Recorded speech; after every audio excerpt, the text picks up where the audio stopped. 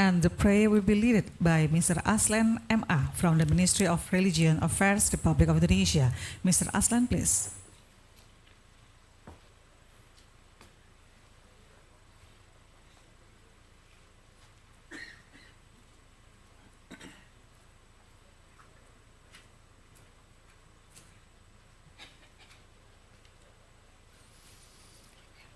Assalamualaikum warahmatullahi wabarakatuh. Selamat pagi dan salam sejahtera untuk kita semua. Untuk mendapatkan keberkahan rangkaian acara ini, marilah kita berdoa menurut keyakinan kita masing-masing.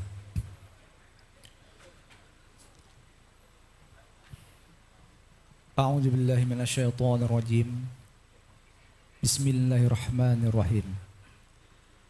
Alhamdulillahi Rabbil Alamin. Wassalatu wassalamu ala Sayyidina Muhammadin wa ala alihi wa sahbihi ajma'in. Allahumma ya Allah, Tuhan yang Maha Agung, kami agungkan asma-Mu seraya memohon dan mengharap ridho-Mu. Pada hari ini kami menyelenggarakan seminar internasional dalam rangka memperingati Hari Pers Nasional. Kiranya ya Allah, Engkau berikan kelancaran kegiatan kami ini. Ya Allah, Tuhan yang Maha Pengasih lagi Maha Penyayang, berikanlah kesehatan, kekuatan, dan keselamatan kepada kami, agar sejatinya kami dapat melaksanakan fungsi kami sebagai juru informasi yang akurat dan terpercaya. Ya Allah, berikanlah pintu-pintu kebaikan, bukakanlah pintu-pintu rezeki, pintu-pintu keselamatan, pintu-pintu kesuksesan kepada kami semua. Semoga kami dapat terus menghidupkan dan menumbuh kembangkan media pers yang handal demi menegakkan kebenaran dan keadilan sosial di tengah-tengah bangsa Indonesia khususnya dan dunia global umumnya. Ya Allah, Tuhan yang Maha Pengampun, ampunkanlah segala dosa dan kesalahan kami. Ampunkanlah dosa dan kesalahan kedua orang tua kami, dosa dan kesalahan para pemimpin kami. Ampunkanlah dosa-dosa kami di masa yang akan datang.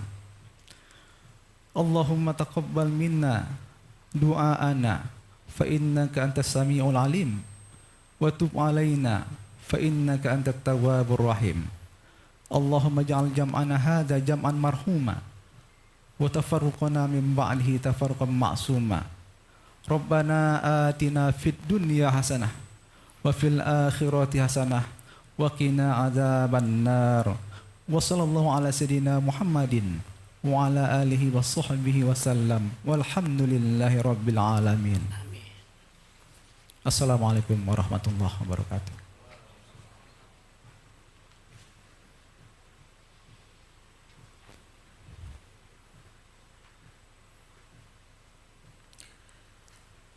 Thank you very much, Mr. Aslan.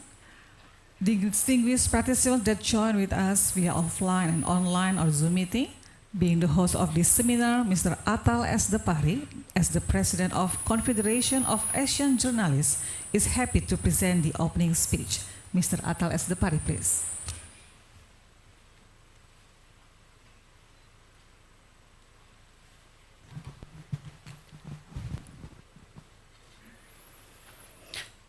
Bismillahirrahmanirrahim. Balam berkicau di pokok akasia, tengok di Tasik berenang angsa. Selamat datang Ismawi Malaysia, mari hidupkan perpaduan bangsa. Ini puisi order by Malaysian. Segar badan meminum jamu, jamu sehat memaknai usia. Di kota Medan kita bertemu, kota bersejarah, pers Indonesia. Ini sesuai dengan tema. Sungguh cepat larinya rubah, melesat lewat pematang sawah. Teknologi media maju berubah, pers merdeka, demokrasi bermarwah.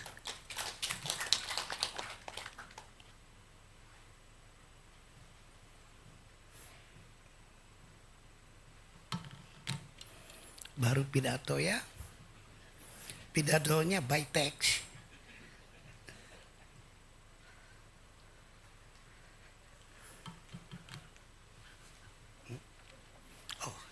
Oke, iya. Assalamualaikum warahmatullahi wabarakatuh. Salam sejahtera bagi kita semua. Yang terhormat Bapak Menteri Komunikasi dan Informatika Republik Indonesia, yang diwakili oleh Dirjen Informasi Komunikasi Publik Bapak Usman Kansong lagi dalam perjalanan. Ibu Helena Rea, Head of Project dari BBC Media Action. Oke. Ibu Pravita Kusuma Ningtyas, Senior Project Officer. Rekan-rekan wartawan dan hadirin sekalian. Semangat pagi. Selamat datang di seminar internasional yang luar biasa ini. Seminar yang bertajuk Media Massa yang Berkelanjutan dalam Tantangan Digitalisasi Platform Global. Ini nantinya akan membahas mengenai disrupsi yang dihadapi oleh media. Kegiatan ini merupakan bentuk kolaborasi yang melibatkan Confederation of Asian Journalists, CAG, PWI, dan BBC Media Action. Perkenankan saya hadir di depan forum ini tidak hanya sebagai Ketua Umum PWI, tetapi juga sebagai Presiden CAG. Yang pada Oktober 2022 lalu di Bali, saya selaku Ketua Umum PWI menjadi Presiden CAG berdasarkan giliran di antara organisasi wartawan di seluruh negara anggota ASEAN kecuali Brunei. Saya akan mengemban sebagai Presiden CAG hingga tahun 2024 mendatang. Hadirin yang saya hormati, seperti kita ketahui adalah suatu keniscayaan bahwa Indonesia terintegrasi dalam lanskap digitalisasi global. Kita secara fair mesti mengakui Google, Facebook, Amazon, Microsoft, Apple, Alibaba, Twitter, dan lain-lain telah memberikan banyak manfaat pada kehidupan sosial dan ekonomi. Pengembangan ilmu, pengetahuan, dan teknologi, kebebasan berekspresi, ekonomi kreatif, dan bahkan proses berdemokrasi. Namun, disrupsi yang mereka timbulkan juga sesuatu yang nyata dan dapat dirasakan di hampir semua bidang kehidupan. Tidak ada sektor yang menghindar dari transformasi digital. Sektor media dan profesi wartawan termasuk yang mesti mempersiapkan diri untuk menerima kebaikan sekaligus mengantisipasi keburukannya. Bagi para pengelola media dimanapun saat ini, semakin sulit menghindari integrasi ke dalam ekosistem, disrupsi konten dan pengguna, dan periklanan yang dikendalikan platform digital global. Persinggungan jurnalisme dengan teknologi menunjang disrupsi konten, penambangan, dan data dan layanan periklanan yang dioperasikan platform digital sepertinya hanya soal waktu dan intensitas. Semua media massa akan mengalaminya, tetapi terkecuali media ternama dunia seperti The New York Times, Washington Post, CNN, Sydney Morning Herald, The Sun, The Finance Time, Der Spiegel, dan lain-lain. Termasuk di Indonesia, sebut saja seperti Kompas, Metro TV, Jawa Post, dan masih banyak lagi.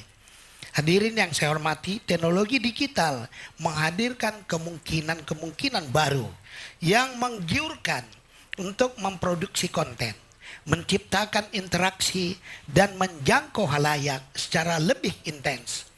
Dalam perkembangannya, memang banyak pengelola media yang kecewa terhadap perilaku platform digital dan berpikir untuk meninggalkannya. Namun sangat sedikit yang benar-benar melakukannya. Sebagian besar lainnya seperti tidak bisa meninggalkannya. Meskipun demikian, penting untuk sungguh-sungguh dipikirkan bagaimana agar penerbit atau pengelola media tidak sepenuhnya tergantung pada platform digital. Penerbit semestinya tidak hanya mengandalkan kerjasama dengan platform digital dalam mendistribusikan konten, meraih pendapatan, dan mengelola data pengguna. Saat penerbit harus senantiasa memiliki opsi lain di luar kolaborasi dengan platform digital untuk ketiga hal tersebut di atas. Kemandirian penerbitan di hadapan platform digital ini sangat fundamental sifatnya untuk keberlanjutan hidup media. Sejauh ini platform digital tampaknya masih memiliki kepedulian terhadap kualitas jurnalisme dan demokratisasi arus informasi. Namun perlu ditegaskan bahwa motif utama di balik uluran tangan platform digital ke kalangan penerbit sesungguhnya bukan di situ. Pada galibnya platform digital adalah kekuatan bisnis yang orientasi utamanya adalah peraihan keuntungan ekonomi semaksimal mungkin untuk diri mereka sendiri. Platform digital akan mereka lakukan dengan memanfaatkan jerih payah penerbit dan pengelola media, termasuk memanfaatkan konten jaringan dan kekuatan merek pada penerbitan media. Lebih dari itu, fakta-fakta menunjukkan kerjasama penerbit dengan platform digital adalah bentuk hubungan yang cenderung berat sebelah. Bahkan kalau tidak mau disebut sama sekali tidak ada kerjasama yang win-win. Platform digital lebih banyak mengendalikan, penerbit lebih banyak dikendalikan. Platform digital dapat secara tiba-tiba mengubah sistem algoritma dengan dampak yang serius terhadap distribusi konten dan mode konten berbayar penerbit tanpa memberitahukannya terlebih dahulu. Platform digital dapat memaksakan bentuk kerjasama yang cenderung merugikan penerbit secara sepihak. Selain itu, tidak ada transparansi tentang nilai iklan dan data pengguna terkait dengan konten penerbit yang dimanfaatkan platform digital yang semestinya menguntungkan kedua belah pihak.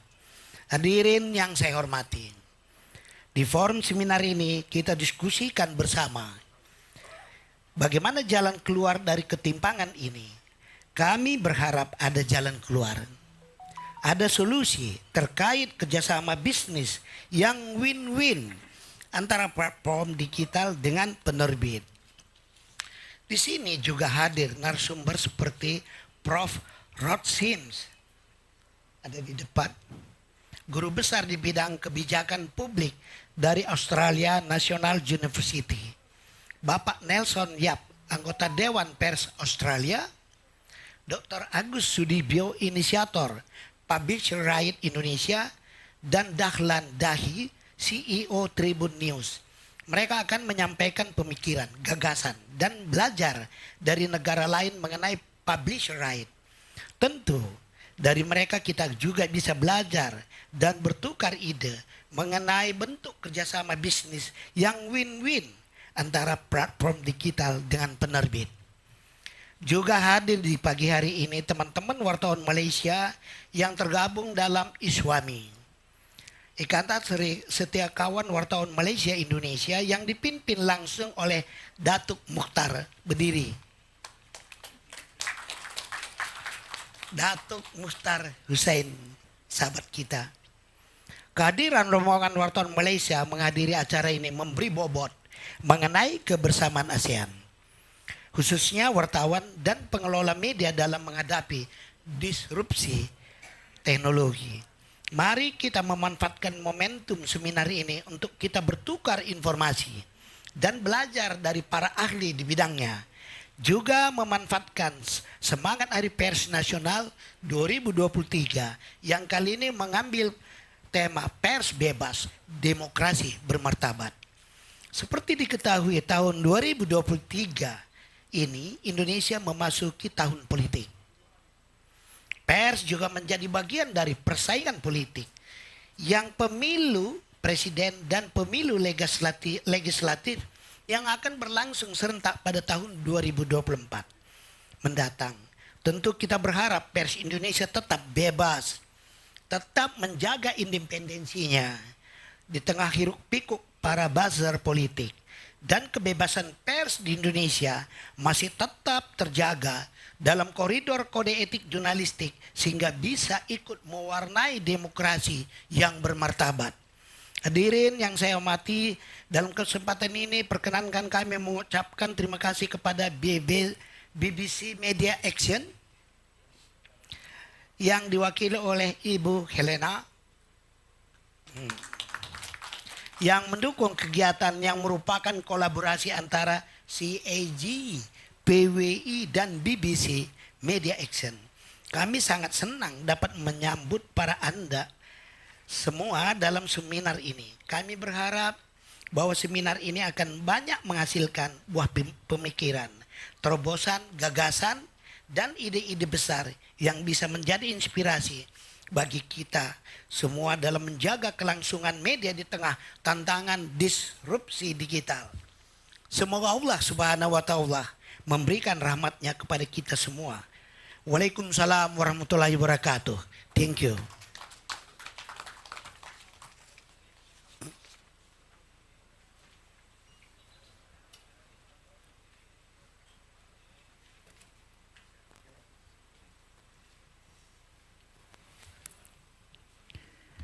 Baik, selanjutnya kami persilakan untuk Bapak Ibu atau Bapak Ibu beserta peserta ya. Baik. Baik, kami persilakan untuk berfoto bersama Bapak Atal dan Bapak-bapak lainnya untuk berdiri. Kita akan berfoto bersama. We will do the photo group session. Peserta tetap di sini tapi berdiri kali ya Bu ya. Kami persilakan untuk berdiri. Ladies and gentlemen, would you please stand up because we would like to do the photo group session. Thank you.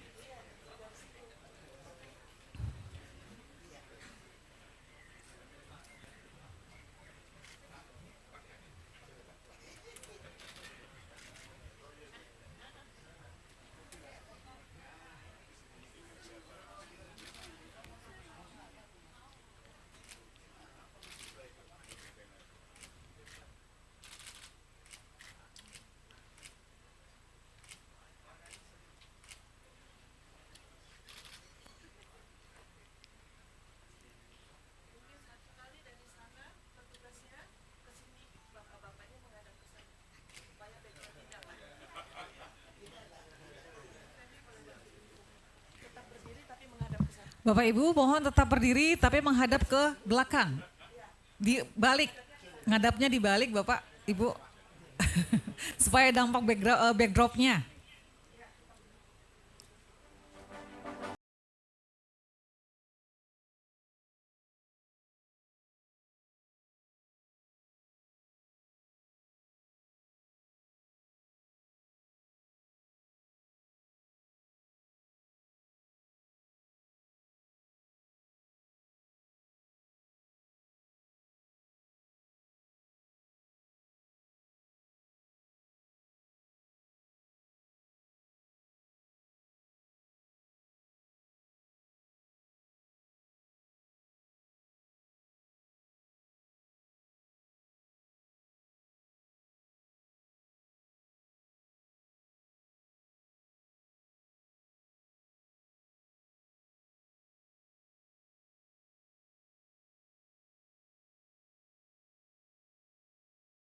untuk meninggalkan tempat karena masih ada acara lain yang harus dihadiri oleh Pak Atal. Kami ucapkan terima kasih atas kehadirannya dan sampai ketemu lagi di acara yang berikutnya.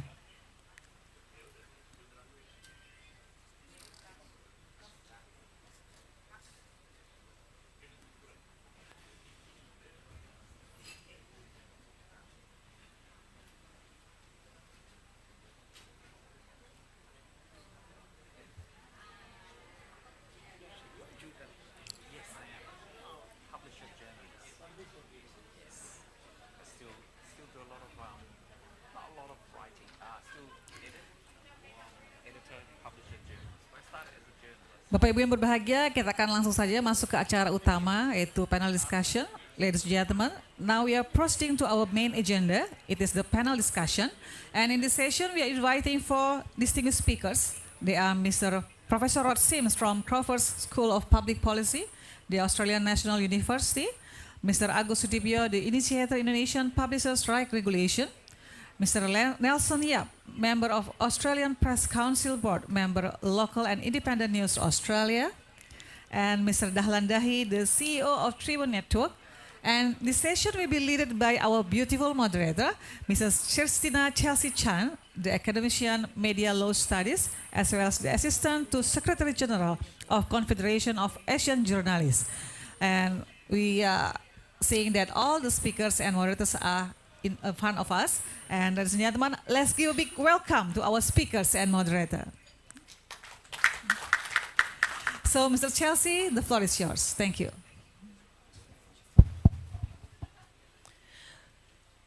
Thank you, Ibu Femi. Good morning to all of you, and good morning to distinguished speakers around me. And allow me to start the session with the information about the list of speakers, of course. As you may know that the initiate speakers, according to the program, before the panel start, it should be the speech from representative of Minister of Information and Communication, in this case, Director General of Information and Public Communication, Mr. Usman Kansong. But we just received news from his staff that he actually on his way to this venue from the University of North Sumatra. So I ask for your kindness that we still can start our panel right now, and when Mr. Usman Kansong arrive, then we will give him the floor for his speech representing as representative of the minister. Will that be okay for you for the floor? Thank you very much. Thank you very much. So I would like to check with our colleague from the IT team to make sure whether Professor Rod Sims already in the Zoom meeting. Has he already, does he already, Mr. Sam? Not yet. Okay, no problem. We already informed him that the session will start by 9:30 actually. So it's understandable that maybe he's still in his position to start to join the Zoom meeting, because his current position right now is in New Zealand, specifically in Auckland. So the time zone is very different from Jakarta and Medan time. So we're gonna start with Mr. Nelson Yap, member of the Australian Press Council, but also the founder and board member of Local and Independent News, in this case, Lina, from Australia. And then we will invite Mr. Agus Sudibyo, Dr. Agus Sudibyo, the initiator of the Indonesian Publisher Right Regulation, which is already with us here. And last but not least, of course, our CEO Tribune Network, Mr. Dahlan Dahi, on my right side. So there will be a session for dialogue or discussion from the floor to the speakers in terms of clarification of their idea, or probably you want to share your point of view. We will start after the panel finish. So please join us until the end of the seminar, and please be in the good spirit when we join this session. So allow me to inform you in terms of the topic, why we choose the topic digital disruption and sustainable media ecosystem governance. For sometimes the Indonesian publishers in the process of having this process to get in touch with the international digital platform to make sure that the product, the quality of their journalism product can be used in a proper and appropriate manner. In terms of business side, there is a problem facing by the publishers in Indonesia, especially because Indonesia have so much, by population, it's more than Australia. Nelson said about that yesterday. And the international digital platform will be very, very eager to keep the market in Indonesia alive, to make sure that the publishers can cooperate with them. But of course, we're gonna hear directly from the speaker's point of view and their experience directly. So just to start with, allow me to invite Mr. Nelson Yap for your session. Each speakers will have 15 minutes, so please make use of the time available. Thank you. Let's give an applause for Mr. Nelson Yap. Thank you.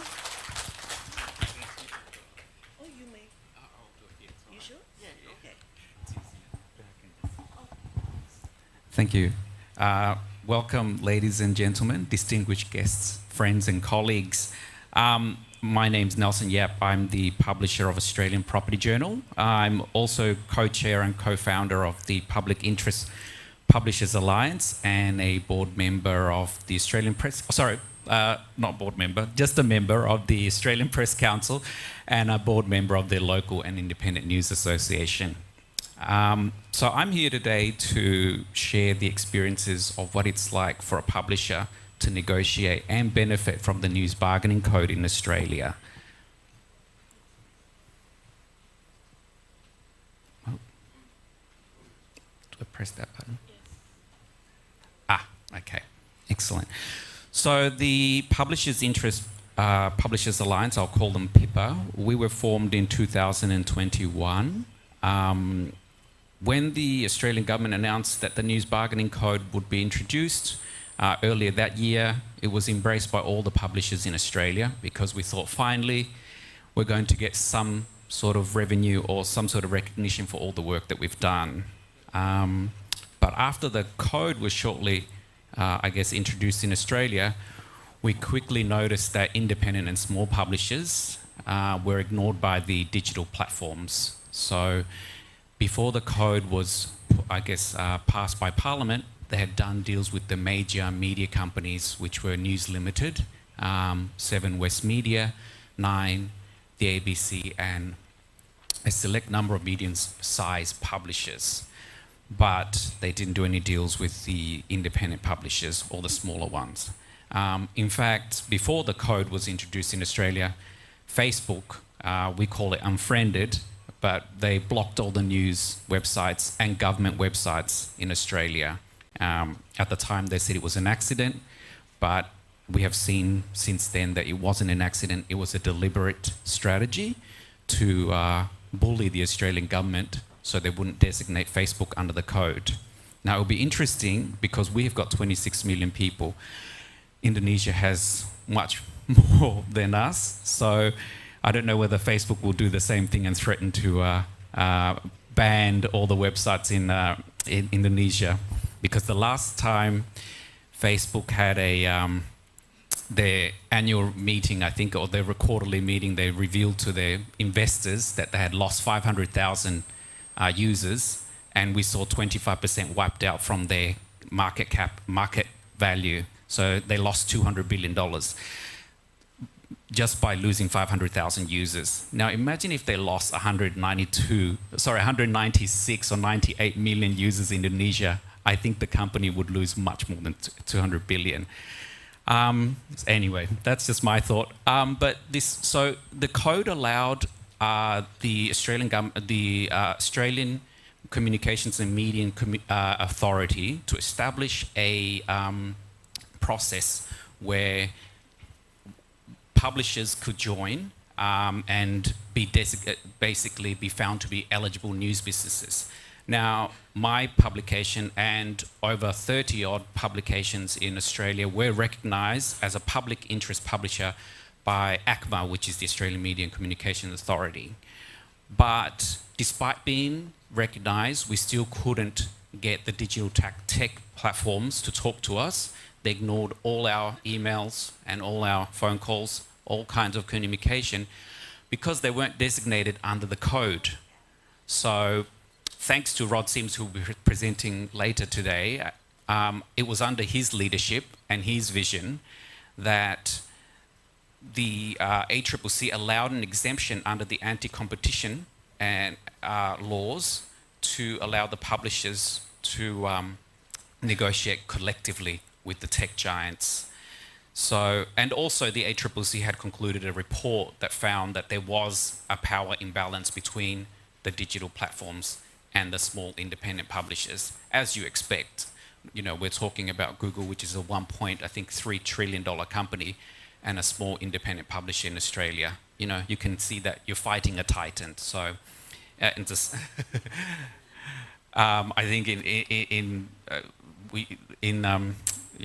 Australia, we say it's a battle of David versus Goliath. So it is truly that case. So, okay, so I've already spoken about that. So yes, on the advice of the ACCC, we formed a collective bargaining group, and we were very fortunate to be represented by Emma McDonald, who was supposed to speak here today. Yes, through her role as Andrew Forrest's philanthropic Minderoo Foundation. So we were very fortunate there. And so to give a view, the only other collective bargaining group at the time was the Country Press Australia, which represented all the rural and regional local community publishers. But we were the first of its kind, PIPA, because of our diverse group of small, medium, independent publishers. As you can see, we represented sort of across the spectrum of all the different publishing and magazines in Australia. And I say this to the ministers or whoever I meet, that a lot of our publishers cover stories that are often neglected by the large media companies.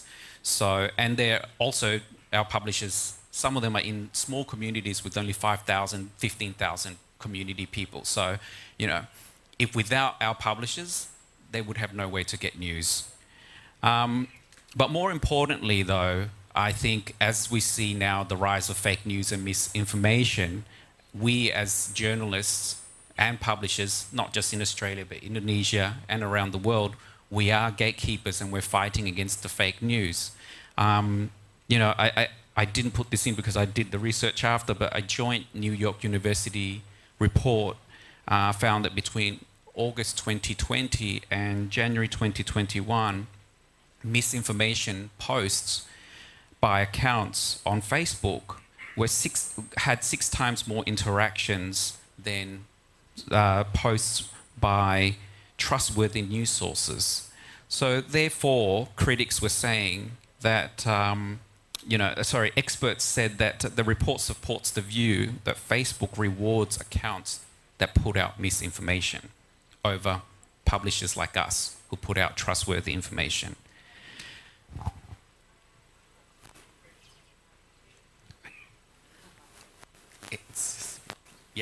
So that's a list. I won't read it out, but that's our list of publishers in our group of 24, as I said. So in August 2022, almost a year later, our 24 publishers were lucky to secure a deal or funding from Google, but Facebook continues to refuse to negotiate with us. And along with us, Facebook has also refused to negotiate with Australia's largest multicultural broadcaster, SBS. So they publish all the Croatian, Greek, everything, but Facebook refuses to do a deal with them. And Facebook also refuses to do a deal with The Conversation, which is a large academic and publication. But having said that, so we were very fortunate, but after us, to the best of our knowledge, no other publishers have done a deal since then with Google or Facebook. And so in that sort of, I'll just jump to the government in Australia conducted a review of the code 1 year after to see what impact he has had. But the government decided, despite our lobbying, the government decided that they would not designate Facebook under the code because it requires designation for the negotiation to be mandatory. So the negotiation in Australia right now is voluntary between the digital platforms and the publishers. So in a sense, Facebook did not face any consequences for blocking news in Australia. It has successfully bullied the Australian government, which is very disappointing, into not doing anything. And therefore, as I said, Facebook continues to extract billions of dollars in advertising revenue from the Australian market without remunerating most of the independent publishers. Okay, so why the code is important, our experience. So as I said, it's all up there, you can read, but in Australia we had between 2019 and 2022, 265 newsrooms were closed across the country. Now that's, for a country of 26 million people, that is a lot of newsrooms.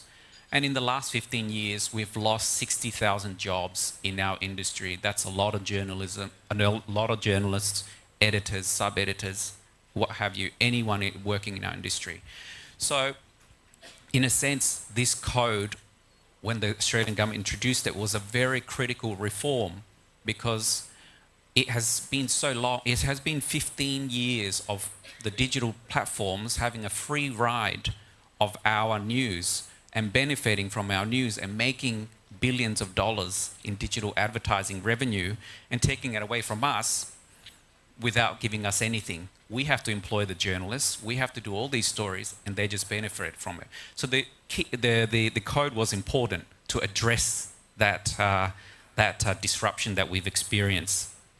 So the lessons learned from us was Pippa's experience. That was my main role in Pippa as co-founder was, we call it herding cats. I'm not sure if you have the same terms in Indonesia or Asia, but it was interesting to try and find as many publishers as possible to join our group to negotiate because there are so many different publishers of different sizes, different expectations. So that was a challenge. But what I wanted to, from my meetings with a lot of the publishers and informing Pippa, was that, you know, initially we had 50 people, 50 publishers who looked at joining, but because of disagreements, some of them thought that they didn't need to, some of them thought they were too big to join a group, they can do it themselves. So for various different reasons, they decided that they wouldn't be part of it, so we ended up with 24. But these publishers still do not have a deal today. So my experience from this is that we are stronger together. Whilst some of us might be competitors, you know, at the end of the day, if we don't stick together, we are going against titans here. So if we don't stick together as publishers, we go in independently, we're not going to get anywhere. And look, and of course we engage with all the members of parliament, ministers and the government.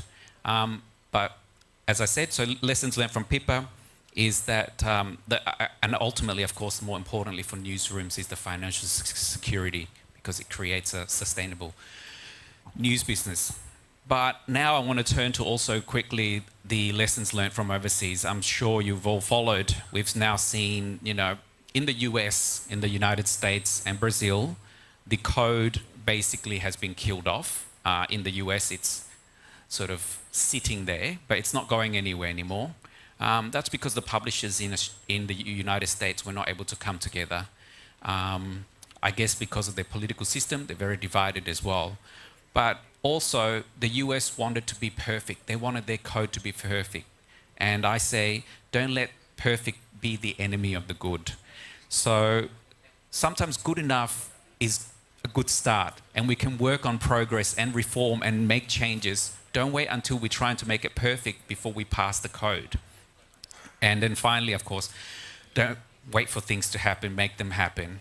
I think, you know, I'm a journalist, I'm an editor. This is not my job. I don't know how to lobby. I don't know how to do any of these things. I don't know how to bring together 50 people in one room and say, let's go and negotiate with Facebook and Google. But someone had to do it. So I thought, well, if I don't do it, who's going to do it? No one else. So that's why I started ringing the calls, cold calling all the publishers to try and get them on board.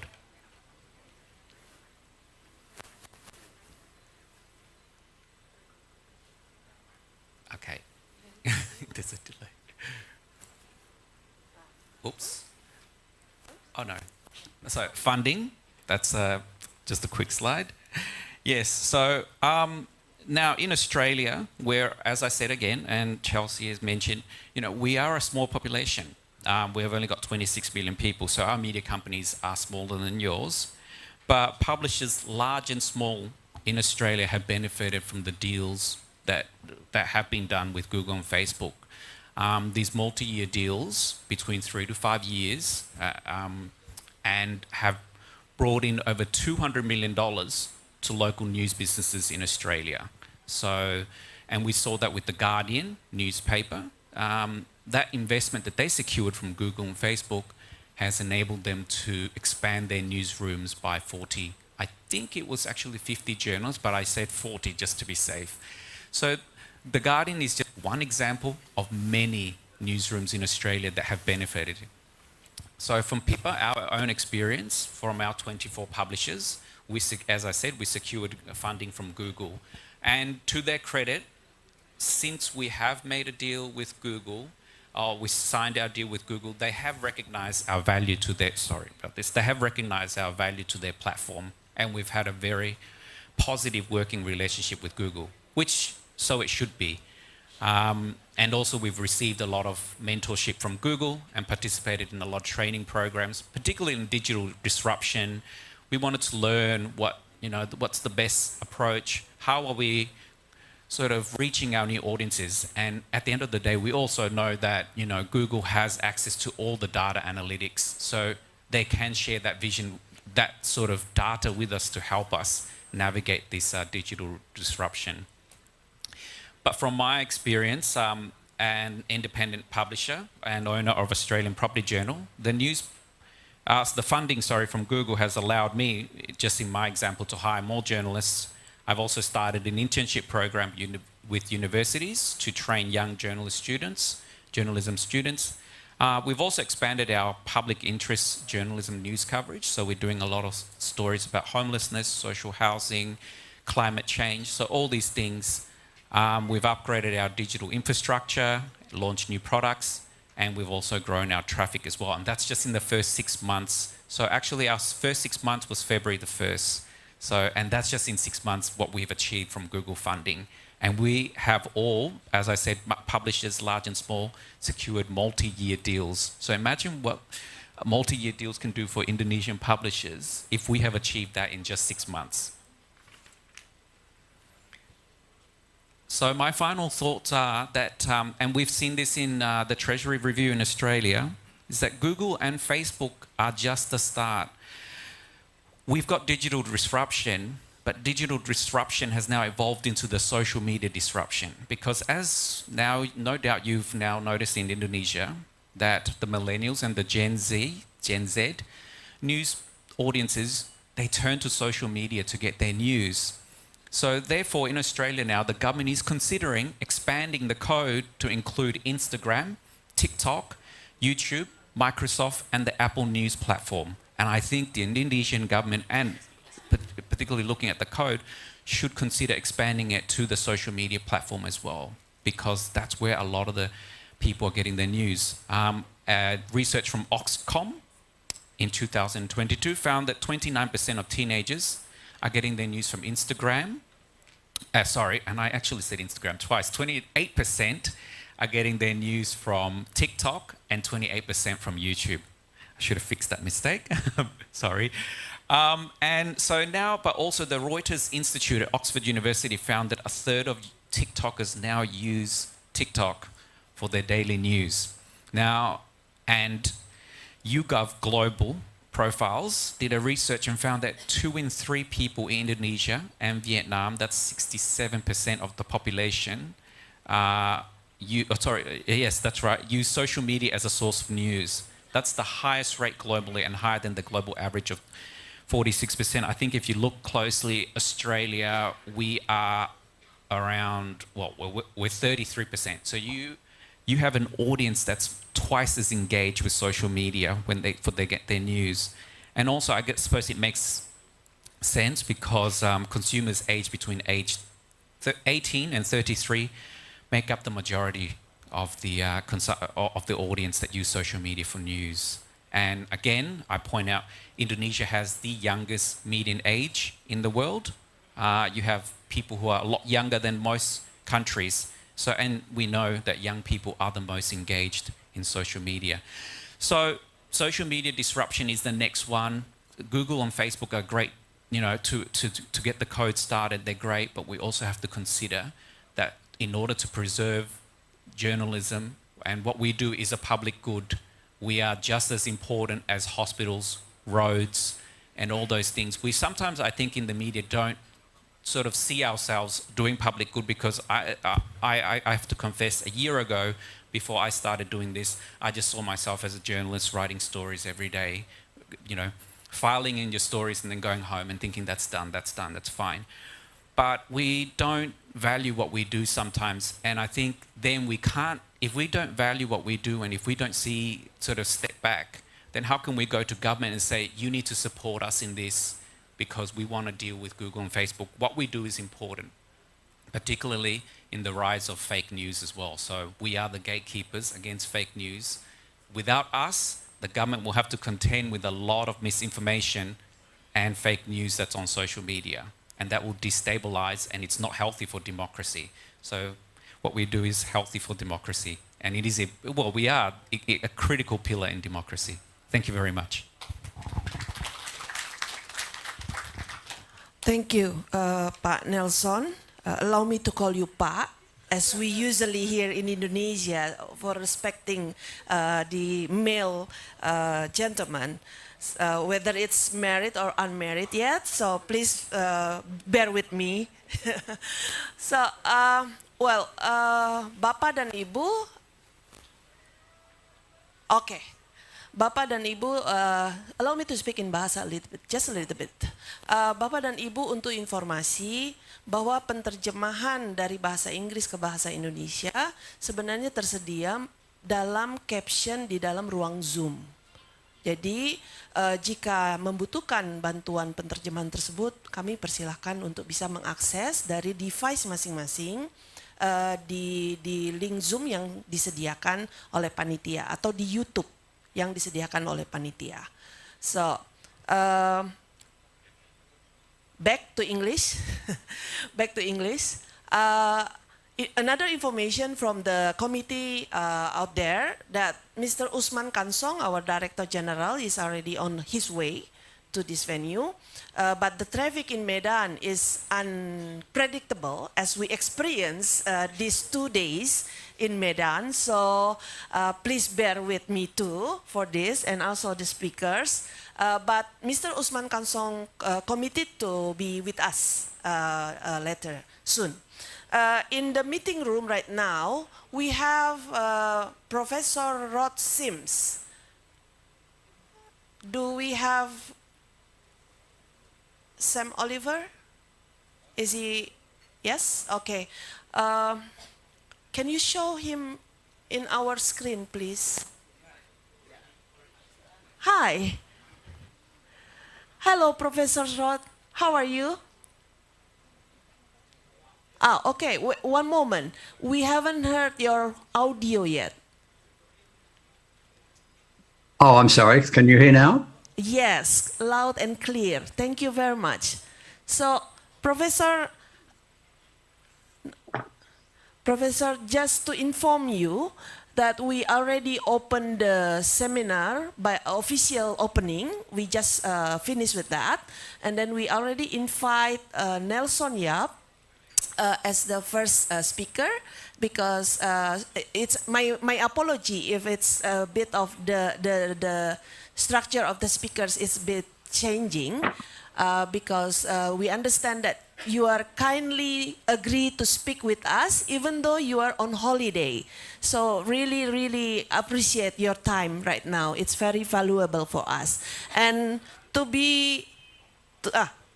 we can see you from our screen in front of us. So you are facing the seminar room right now with about 100 participants. And most of us agree that we can start and still using English as our language for the seminars. And it's being translated to Indonesian in the caption, which is you can also see from your screen in the Zoom meeting. But it's in Indonesian anyway. So you may start speaking in English as you, of course, your native language, and we gonna follow, and the participant will follow also with Indonesian from their devices here. So Professor Rod, let me introduce you that Professor Rod Sims agree with us to speak in this National Press Day conferences, and it's his second participation actually, because last year he spoke with us also in Kendari. He did it during his term as the president of the Australian Competition Authority. And this year, Professor Rod Sims will speak with us as his current academic role, Professor of Harvard School of Public Policy from the Australian National University. But he's currently in Auckland. So we appreciate your time, Professor. So as you may know that the topic of today is still related to the process and the effort from the Indonesian publishers to have the bargaining code and the publisher right to be established in Indonesia. In front of us, publisher owners and also academicians join us, and the government official also with us. So we allow us to invite you for 15 minutes to share your thought about this. Thank you, Professor. Let us applaud him to encourage Professor. Thank you. So time is yours. Okay, thank you very much, and thanks for the invitation to speak. Unfortunately, as you say, it did coincide with me being on holidays, and I have to say I'm not in Auckland. I'm very much to the north, the northern tip of New Zealand, so I hope the internet holds up through this discussion. I thought I'd make a few points and then happy to take questions later on. The first point is that what started the News Media Bargaining Code in Australia was a study done by the Australian Competition and Consumer Commission. The law in Australia is such that when the government directs us to do an inquiry, that gives us powers to get information compulsorily demand information, and it also requires us to make recommendations to the government, which we did. Now, the study was about digital platforms, media, advertising. We ended up making 23 recommendations, of which one was that there be a news media bargaining code. We did make other recommendations about providing funding to local journalism and a range of other things. So the news media bargaining code was not our only recommendation in relation to journalism, but it was I think, our most important one. The reason we made the recommendation for a news media bargaining code was that we could see that, as the previous speaker said so very clearly and very well, the platforms use the content of media businesses to attract people onto their platform, either to answer Google searches or to be on the Facebook newsfeed. When the media companies asked for compensation for this, they were told no. And our view was that there was an imbalance in bargaining power, in the sense that Google and Facebook need media, but they don't need any particular media. They could, even if they had half the media, that would be enough for them. Whereas each of the media businesses did need to be on Google and Facebook. So it was an imbalance in the bargaining power to arrive at an appropriate payment for that content. Google and Facebook said there is no payment for content. The concern we had and the government had was that, again, as the previous speaker just said, journalism is fundamental for democracy. It is a vital ingredient of a well-performing democracy. We don't want the platforms to not make payment, otherwise journalism will decline significantly, and if journalism declines, then our societies will decline. So the logic for the News Media Bargaining Code was the imbalance in bargaining power and the importance of journalism. Now, the News Media Bargaining Code was a recommendation to government. It was accepted by government at the end of 2020. And the point I want to make here is it's nothing to do with competition law, even though it was the Australian Competition and Consumer Committee which recommended it, or Commission which recommended it. It is government legislation. So ultimately, in Indonesia, in other ASEAN countries, you need government legislation to make this work. Now, there's three components of that legislation which are fundamental. One is that there is a process of negotiation, but if negotiation does not yield an outcome within a certain period of time, then there is a process of arbitration. So it is a negotiate, arbitrate model. The reason that's important is Google and Facebook, you could require them to negotiate, but they'll still say, we won't pay you anything. Faced with the prospect that payment might be determined by an arbitrator, that encourages them to do a deal because they'd rather do a deal themselves than have it determined by an arbitrator. So it's very much a forcing device. Having arbitration there is a forcing device to even up the bargaining power and get a fair deal. The other component is that the legislation says that the legislation in Australia does not compel Google and Facebook to do any deals, but if they do a deal with any media company, then they must do a deal with all qualifying media companies. So one in, all in was the second component. And the third one was collective bargaining, that particularly the smaller players could get together and bargain as one. So negotiate, arbitrate was fundamental. One in, all in, If you deal with one media company, you've got to deal with a lot. And thirdly, collective bargaining. Those are the three key ingredients of the code. If any legislation in any of your jurisdictions tries to deal with this, it needs to include all three of those components. Doesn't need much more, it just needs those three components.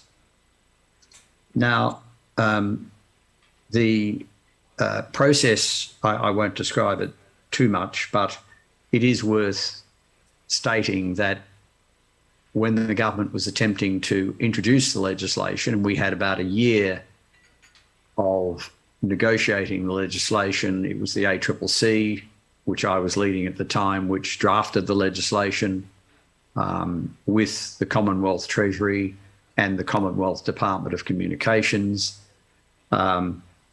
Google said that if this legislation passes, we will leave Australia. We will no longer provide search results for Australia. So it was quite a threat. When they made that threat, Microsoft stepped in and said, well, if Google leave Australia, our search engine Bing can take over. There was a discussion between the chief executive of Microsoft and Australia's Prime Minister. So in a sense, and also there was a public reaction against Google for threatening the government in that way. Facebook, in turn, we woke up one day to find that Facebook had taken all media and other things off Facebook. So they not only took media off Facebook, they also took down sites that were there to provide help, bushfire warnings, health warnings, and again, they overstepped the mark and there was a huge public backlash against them, a whole lot of people saying they would no longer use Facebook anymore. So those threats backfired, but they did set off real negotiations between the Australian Treasurer, Josh Frydenberg, and the chief executive of Alphabet, Google's parent, and the chief executive of Facebook. A number of changes were made which don't really matter. The one change that is worth explaining was that the Treasurer felt that the Google and Facebook were scared about being designated under the legislation. So the legislation sets up the framework, but to be covered by it, you've got to be designated by the Treasurer. The Treasurer said, well, if you go out and do deals with our media companies, we won't designate you. That caused Google and Facebook to immediately go out and do a lot of deals, whereas I thought, certainly, and others did as well, that deals would be done against the threat of arbitration. In the end, deals were done against the threat of designation. Now, it doesn't matter. The point is deals were done. So Google have now done deals with essentially all Australian media. There's a few companies that don't have deals, but it is disputed about whether they qualify or not. The companies that clearly qualify have all got deals, and that's very pleasing. So Google has done deals, I think, with just about everybody. The number of exceptions are exceptionally small and may not exist. Facebook did a deal with approximately, I think, media companies that employ about 85% of Australian journalists.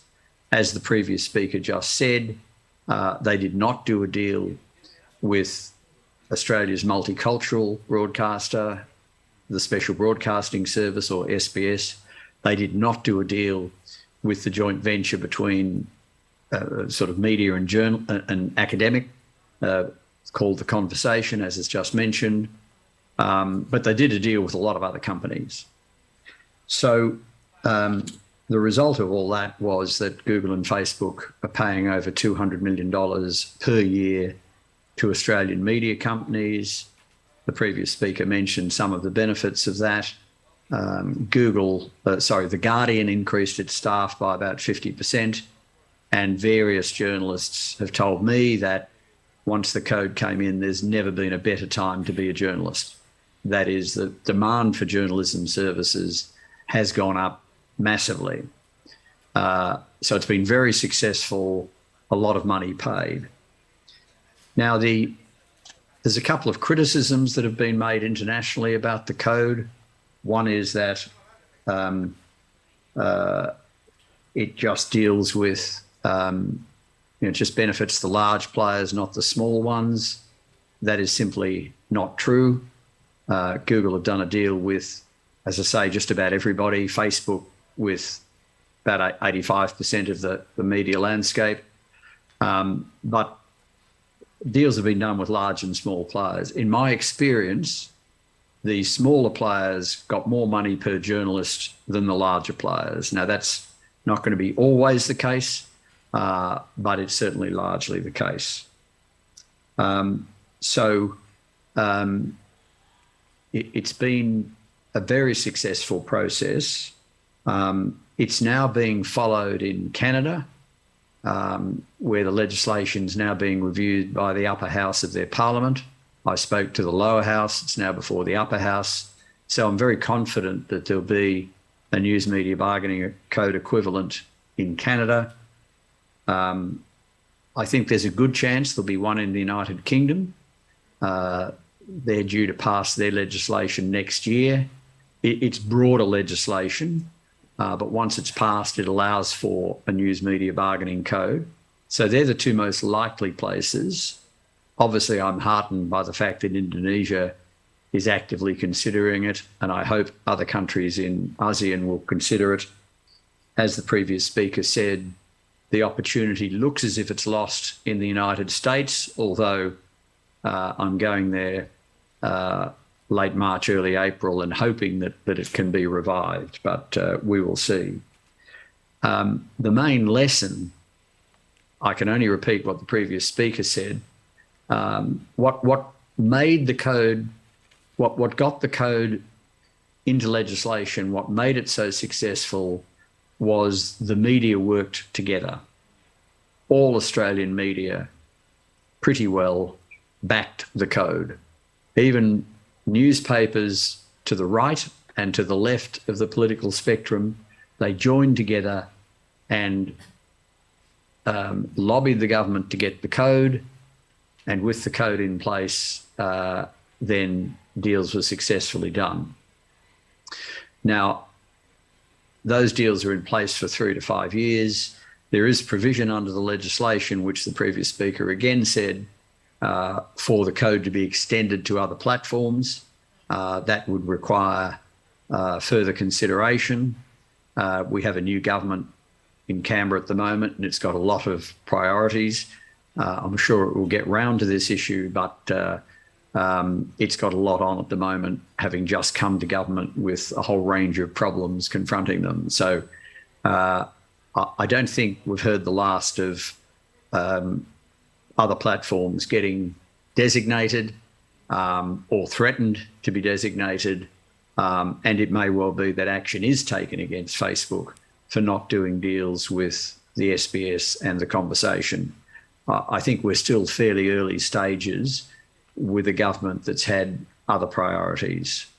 So look, I'll leave it there to stick within your timing, but happy to answer questions at an appropriate stage. So thank you very much.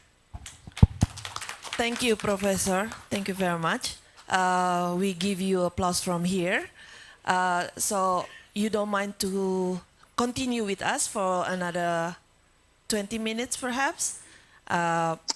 Yes, I can certainly do that. Okay, thank you very much. But to inform you that we already have our Director General of Information and Public Communication, Mr. Usman Kansong. Let's give applause to Mr. Kansong.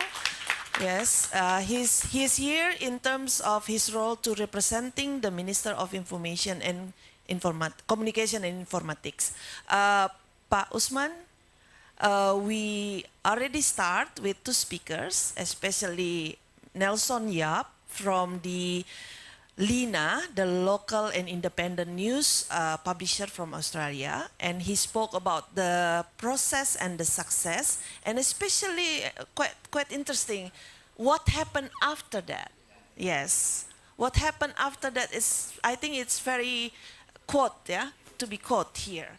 And from Professor Rod Sims, you actually met him also in Kendari via Zoom, and he emphasized about the process of legislation, but also he talked about whether the three components, the negotiation and arbitration process, the legislation itself, and of course, how to encourage the media groups to be able to cooperate each other strongly, to have and to pass the regulation as needed, as initiated by the media community, in this case Pak Agus Sudibyo and the network. So Pak Usman Kansong, if you don't mind, we would like to invite you in this moment right now to speak about some of the progress that we already have at the House of the Minister. Time is yours, please.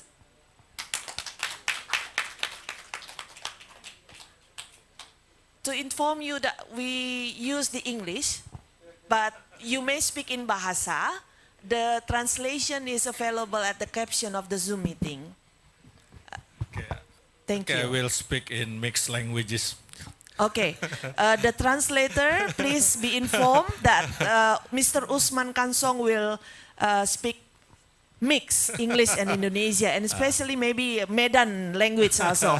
So be aware. Thank you. Okay, thank you very much for this occasion, for this chance to speak on what is the progress of the legislation or regulation of the publisher right. Kominfo, the Ministry of Communication and Informatics, has just submitted the draft of a presidential decree on publisher right or negotiation code in terms of Australia, like Rod Sims said earlier. And we are waiting for the response of the president. We have to submit the draft. We call it, we ask from the president the initiative right to initiate to developing or to form the legislation. We have had draft, but after president give us the initiative right, we will discuss again. We will discuss more deeply about the substance of the publisher right. Let me inform you that there are two substance of the publisher right regulation. The first is that the platform must cooperate with the media in Indonesia in terms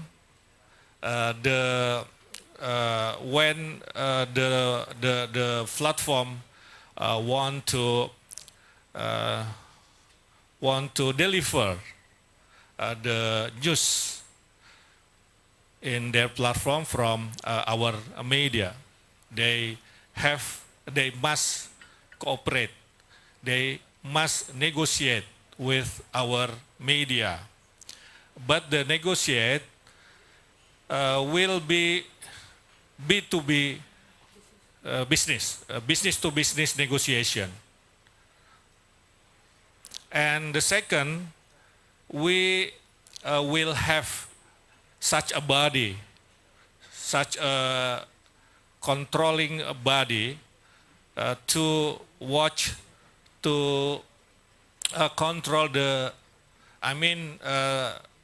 to see the negotiation between the platform and the media the body will mediate if there is a dispute, if there is a dispute between platform and the media.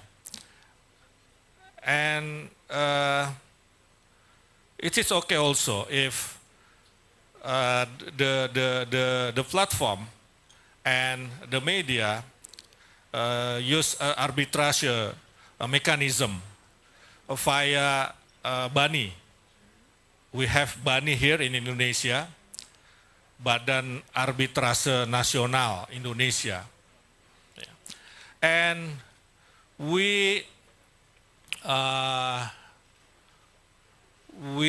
the regulation will give the right to press council to control, to watch, to see, to mediate the cooperation between platform and the media. Because the position of the government, we are not recommending to form new special body. So we will use the existing body, that is press council.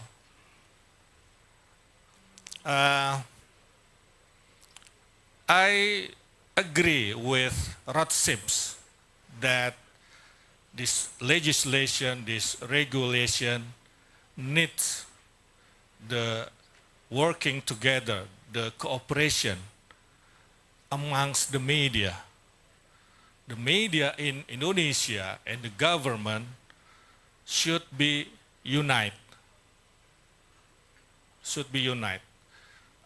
We don't want in government that there is a dispute or there is differences opinion between amongst the media in Indonesia. So we should unite here if we want to regulate the platform. And the position of the government here that we have press freedom here in Indonesia. So we will regulate the economic aspect, not the press or journalism aspect. That's the first. And the second, we regulate, we govern the platform, not regulate or govern the press. Yeah, because we have press freedom here. We off in HPN 9 February, in next 2 days, the president in his speech will respond the draft of regulation that we have just submitted to the president. That's all. Thank you very much. Thank you, Pak Usman Kansong, for your brief information on the update of the progress from the minister's side.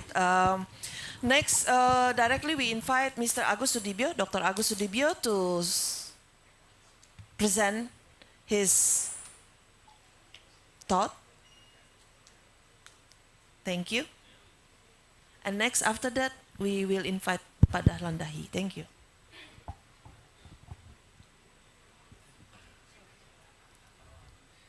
Thank you, Chelsea. Bismillahirrahmanirrahim. Assalamualaikum warahmatullahi ta'ala wabarakatuh. First, thank you for CIG, PWI, and PPC Media Action for invite me to join in these important meetings. And it's really nice to meet all of you, especially colleagues from other country in Southeast Asia region, especially from my friend from Malaysia, tepuk tangan. And also my friend from maybe Vietnam, Thailand, Philippines that join in this seminar. I would like to share the experience of Indonesia media community to the advocacy for news media bargaining codes, and then also I would like to share the idea for the need for inter-country media association caucus or alliance for together to the same advocacy.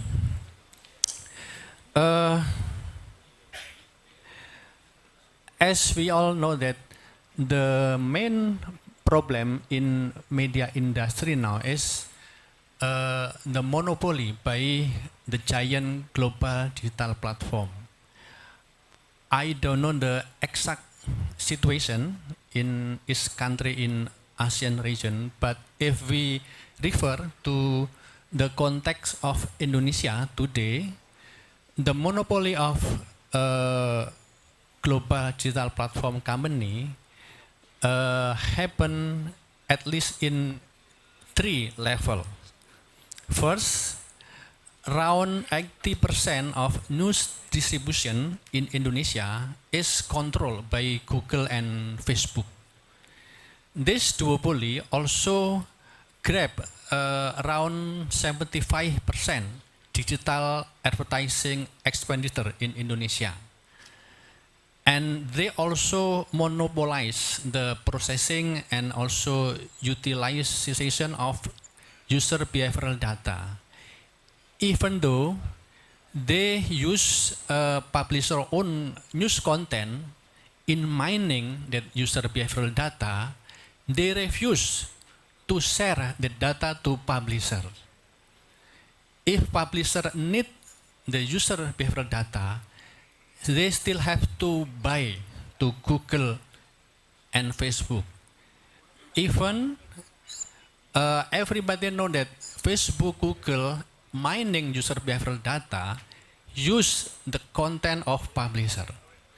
I think it's not only Indonesia problem, it's a problem in every country. Also, I think in Australia also. So in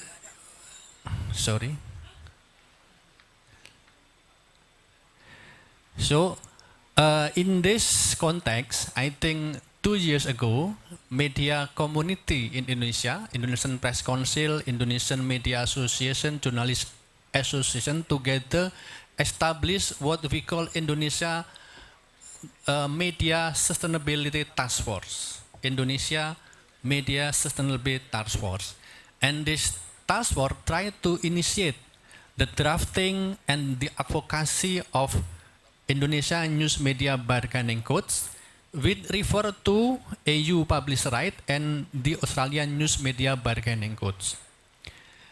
But it's important to know that this code actually not designed as a hostile gesture against the global digital platform or to undermine their positive contribution. Rather, it is an initiative to create two-way value exchange or to realize the mutually beneficial relationship between news publisher and digital platform.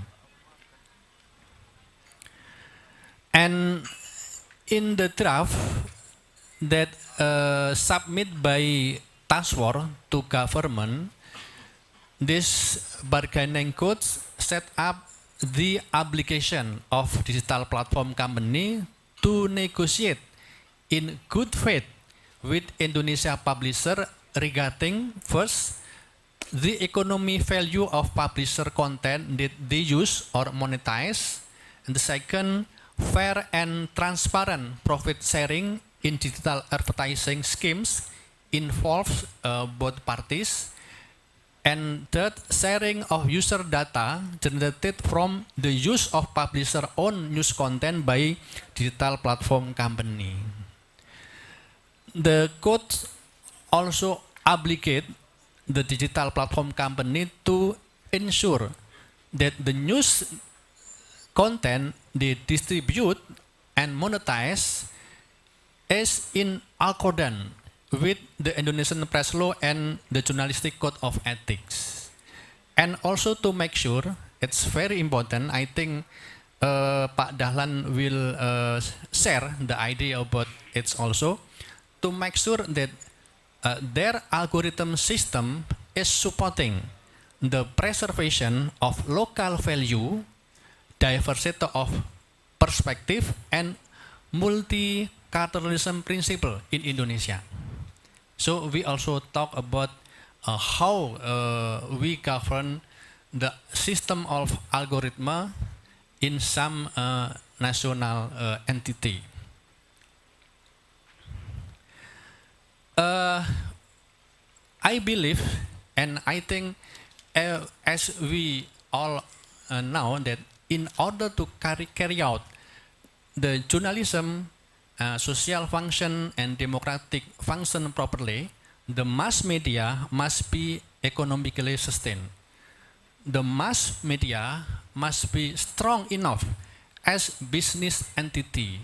So the ultimate goal of bargaining codes actually not only how to help media in dealing with digital disruption pressure. The ultimate goal, I think, is how to creating media ecosystem that is conducive for realization of good journalism, civilized media public sphere, and for maintaining the contribution of the mass media to the democratic process in Indonesia in much broader scope. But we believe that to realize the news media bargaining code, also how to build balanced fair system for negotiation with global digital platform, media community in each country cannot walk alone. If we walk alone in this field, we will always facing David versus Goliath struggle between the giant global digital platform.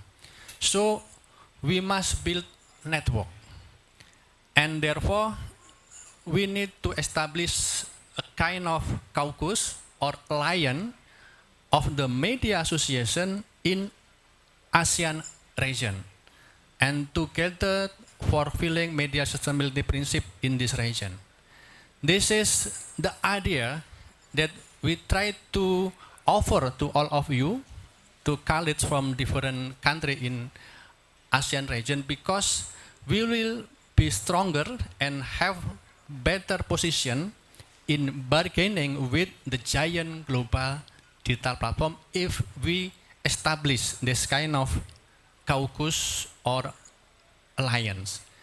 I think this is the idea that I want to share to you, and hopefully this will be meaningful and useful in this seminar.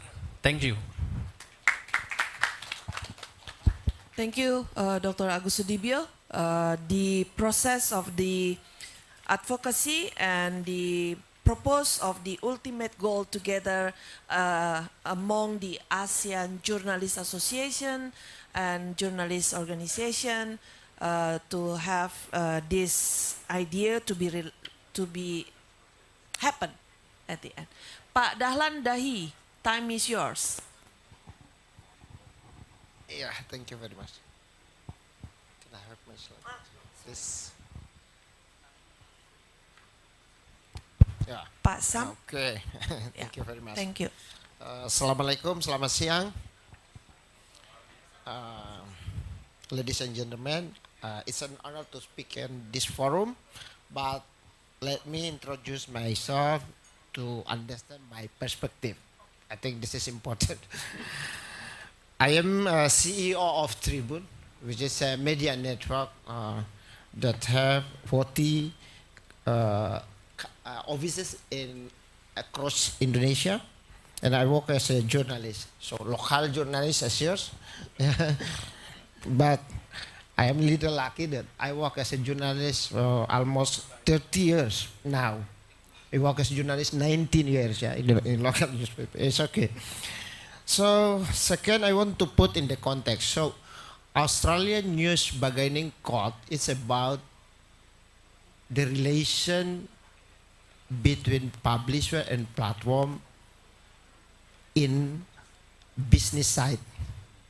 So it's about revenue share, which is also important since I believe that media can do the main role as a fourth pillar of democracy when financially, businessly, they are strong. So we have to make the media strong so they become do their role as an important part to build the democracy. But I think it's not enough. We should also look at the how algorithm are impacting our life. Since it's also important. It's not about money, it's not about profit and loss, but it's about the public's prosperity. That would be my point. Can you help me to...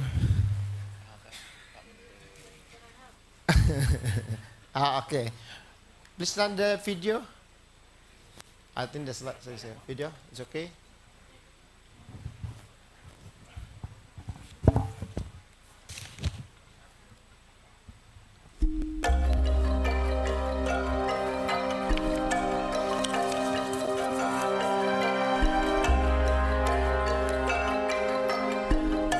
Indonesia, negara kepulauan terindah.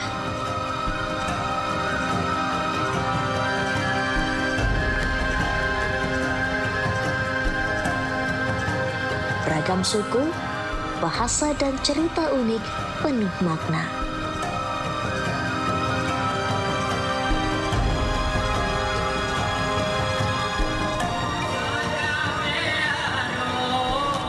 Warna-warni Indonesia dalam Bhinneka Tunggal Ika.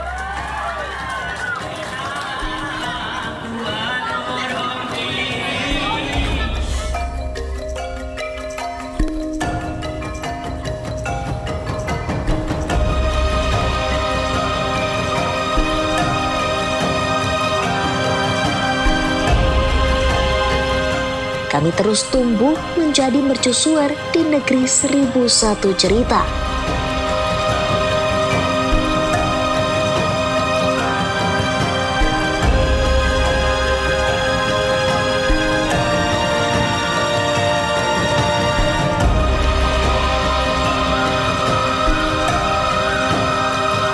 Kami tahu lebih dalam karena kami dekat dengan sumber cerita. Kami unik sebab kami menghadirkan 1001 cerita lokal untuk Indonesia. Kami adalah representasi keberagaman sudut pandang untuk tetap menjadi Indonesia. Tribun Network. That's a clip. So, thank you very much. It's the face of Indonesia. It's not the shopping mall, which is the face of Indonesia. It's a traditional market. It's the heart of Indonesia. You can find this perspective if you go deeply to find local perspective. That's why we see Indonesia, which is diverse in ethnicity, culture, and religion. It's a beautiful Indonesia that make Indonesia Indonesia. Next slide. So I think that's summarized about the. Okay, this is Tribun Network. So Nelson from Aceh in the left side. Flight to Papua, I think took like 5 hours. Yeah, it's the same. You fly from Melbourne to Hong Kong. Yeah, right. Yeah, that's Indonesia. Okay. Okay. We start with local newspaper. 35 years ago. 35 years, I think it's important because media could only sustain if they get trust from the people. If the media become a trusted partner to develop the society. I think that's important things. Second important things that since we employ local journalists and local editor on ground, then we empower local culture from Aceh to Papua. And the most important thing, we preserve local values. I think this is a big thing. How to still have a local character as an Indonesian, at the same time, we consume the global media through our global village. Yeah, I think this is important. So, however, yeah, as if it's happening in media industry. So, who take the control? This one or? Yeah, okay. Look, this is a scheme. I just want to simply explain this. So, wait a minute. Okay.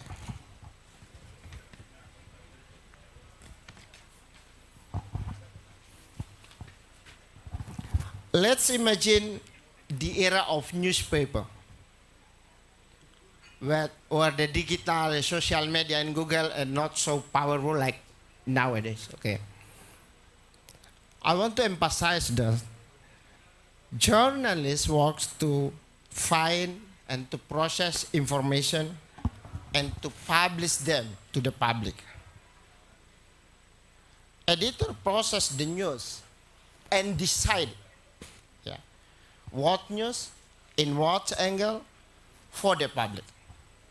My point is, the editor has the power to decide what public should remember and what should be forgotten. Yeah. Editors are responsible for building a good and healthy society. Fortunately, the editor's immense power is guided by press ethics, press law, and one more thing, local values. It's all ensure the editor works for the public, for democracy, and protect the local values. Okay, and then, this is our work. Next slide. Okay. Baca, next slide, please help. This is our work now, the digital. Look at the red sign. Technology, algorithm. Behind the technology, there is a system. Yeah, we call it algorithm. So, when shifting occurs, the editor extraordinary power pass to algorithm. So now the editor is algorithm. Since 70% of website audience coming from the platform. So actually the editor, the real editor is technology, the real editor is algorithm. The algorithm determines what the public should see and forget. Just same the power with the editor does. The big problem is the algorithm works on a global scale for all ethnic groups and all religions. Global society through algorithm proceed the same direction, forming a unified global village. I discussed with with my friend in a global tech company. I introduced this perspective and he told me, leave algorithm to the user. to their behavior. Since you know, the user, the content, the raw material, it's a raw material for digital tech company. And it is free. That's Australian news bargaining code ask, please pay. This is our raw material. You should pay. It's not free. Yeah, it's a gold. It's a gold mining, okay? But leave algorithm to user, to their behavior, and let algorithm work to provide content and that are relevant to them, actually causes a big problem. It looks democratic since you have you hand over the power to user, not to the media. But here is at least two problems. One, what if there is human intervention in tech company to remote content? Who control them? This is happen. If the government body or some figure in the political private that's strong, they can ask platform to take out some of content.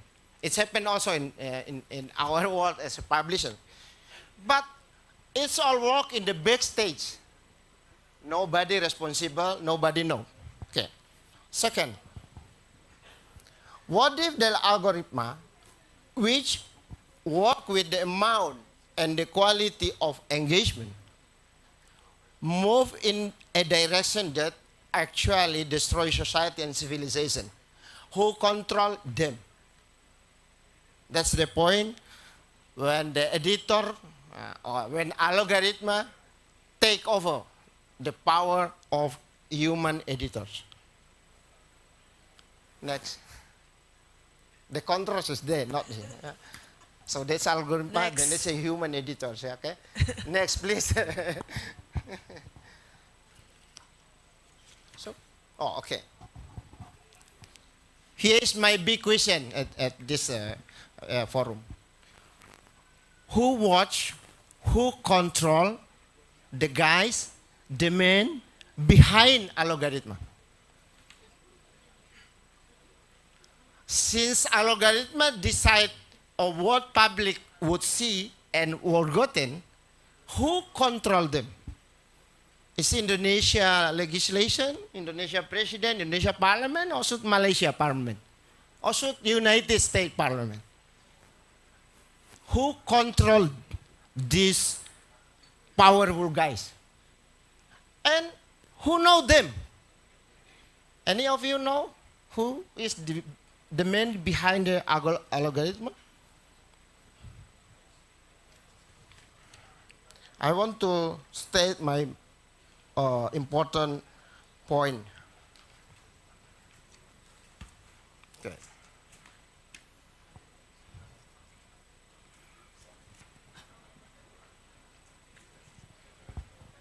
We don't know exactly who is behind the algorithm, what they believe. What are they fighting for? They fighting for Russia or Ukraine? I don't know. They fighting for Israel or for Palestine? I don't know. They fighting for local people or global citizen? We don't know. Do they believe or they fighting for a diverse world or a one color world? We simply don't know. Next. So, that is my point. Algorithm is the sole custodian of information. It's capable of filtering the truth, capable of divining the truth, and cannot be held accountable for their decision.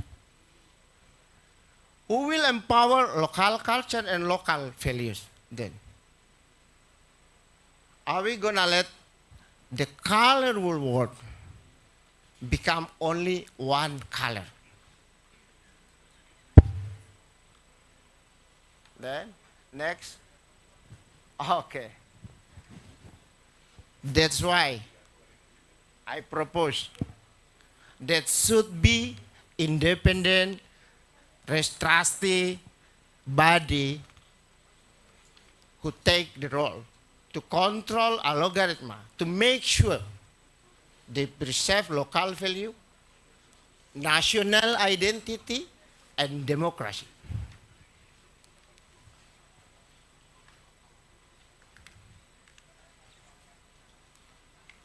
Because we want to pass on a diverse world to our future generation.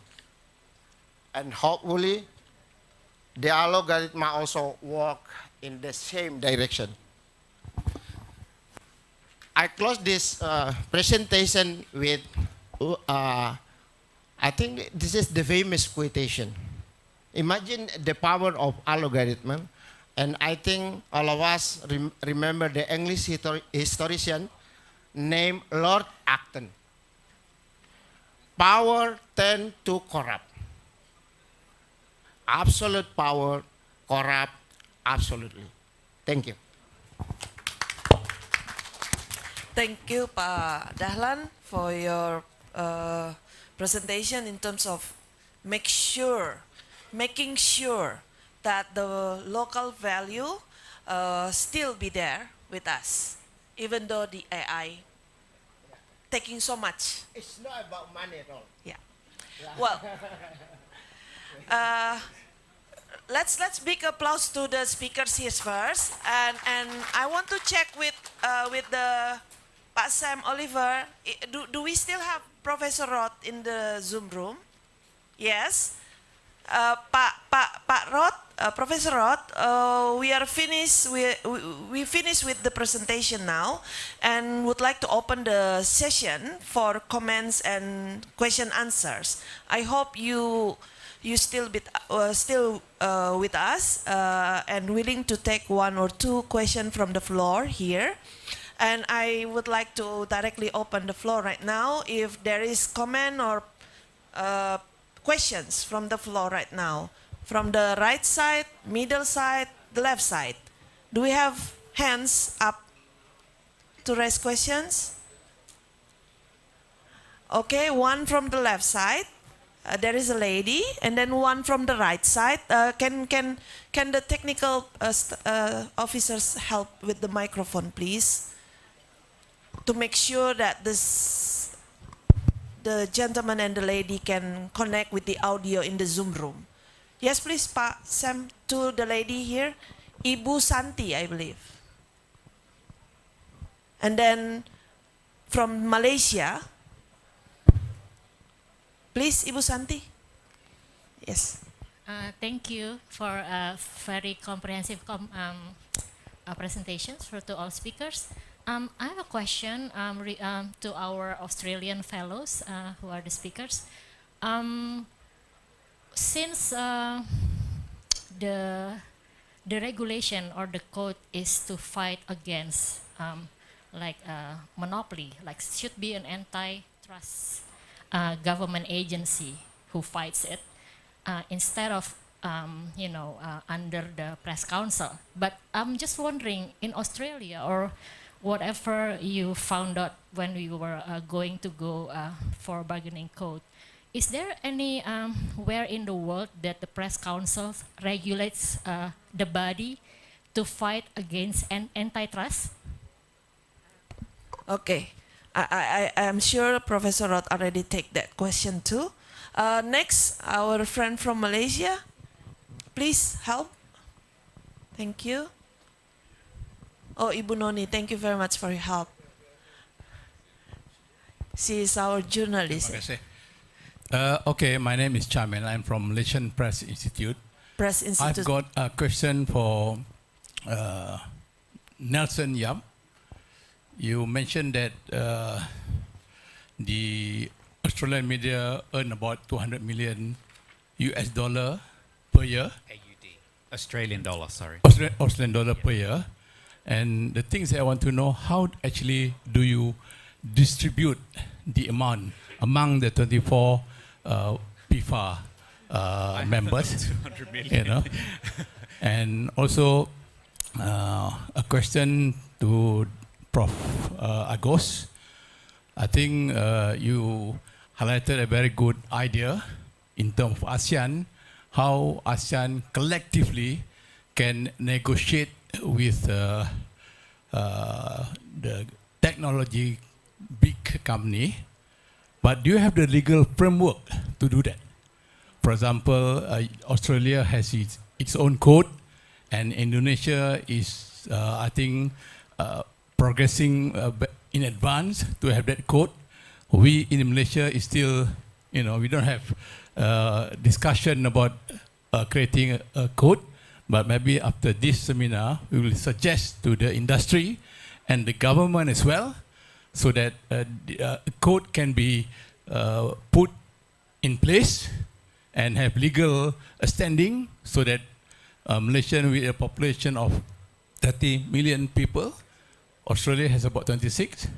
So we are in the position to negotiate with Google, Facebook, TikTok, and the rest. And I think it is important that, according to Prof. Sims, that designation must be included in the code.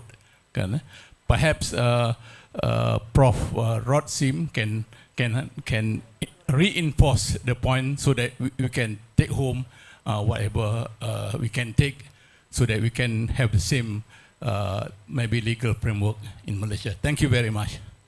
Thank you. Do we still have one from the middle table? No? Okay, for now. Professor Sims, we have questions raised to you. Yeah. Allow me first. One from Miss Santi. She asks you if there is an example or a benchmark when a press council taking care of the anti-monopoly object. That's the first thing. And the second thing from our friend of Malaysia,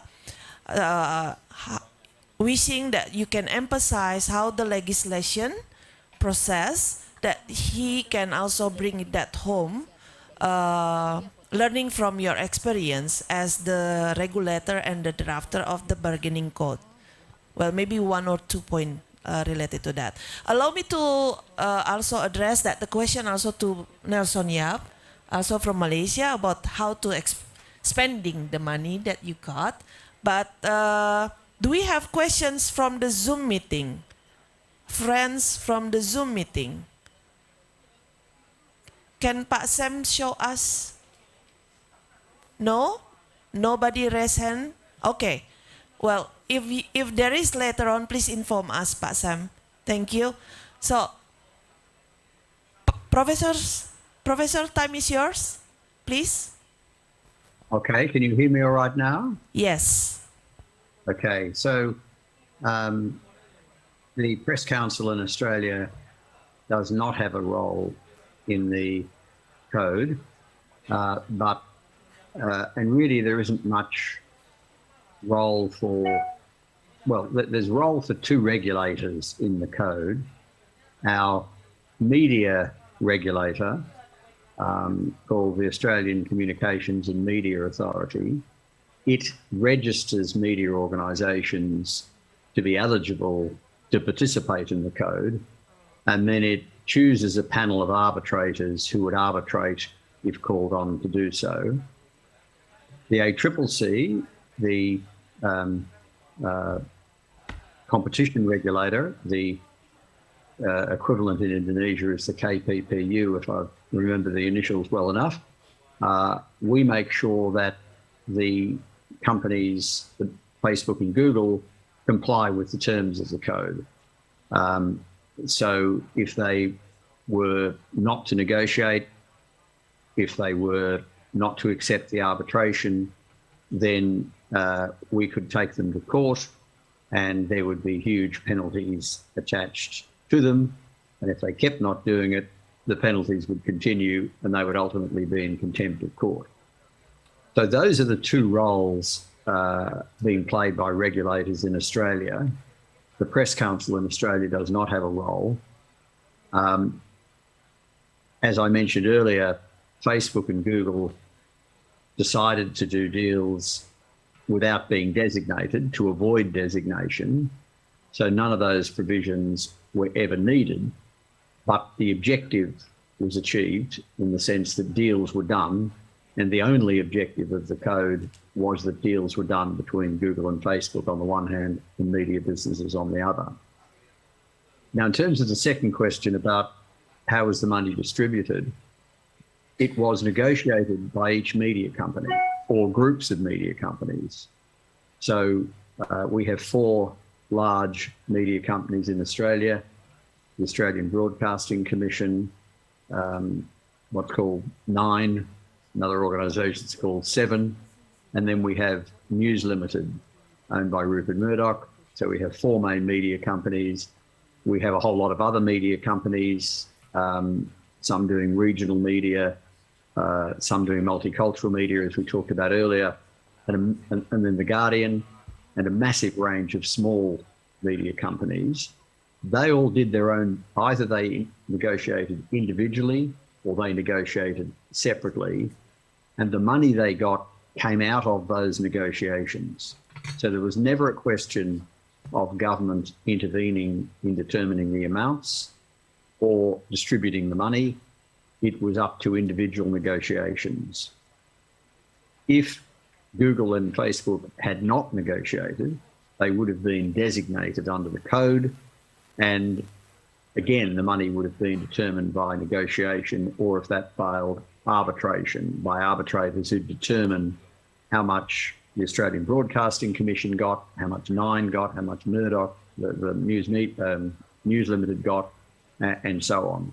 So this was the whole purpose of the code, was to facilitate equal bargaining between Google and Facebook and the news media businesses, and that equal bargaining was brought about by ultimately the right to go to arbitration to get an arbitrated outcome if deals couldn't be negotiated. So it's all about individual deals, not government intervention. I hope that answers at least the main questions, but happy to elaborate if I haven't dealt with everything there. Thank you. Thank you, Professor. So the question been answered already. Next, Nelson, do you? Yes, just regarding that, absolutely, as Rod said, Professor Sim said, the $200 million is a total of all the different amounts that the different media companies, over $200 million, sorry, is a total of all the different companies that have negotiated, or what we believe to be. So in terms of our 24, we can't reveal how much we got because we signed an NDA, and so did the other media companies too. So the $200 million figure is more sort of from what public records suggest. So, but absolutely, it has made a huge difference. I actually said this last night to Chelsea, that, you know, before our industry in Australia was losing journalists.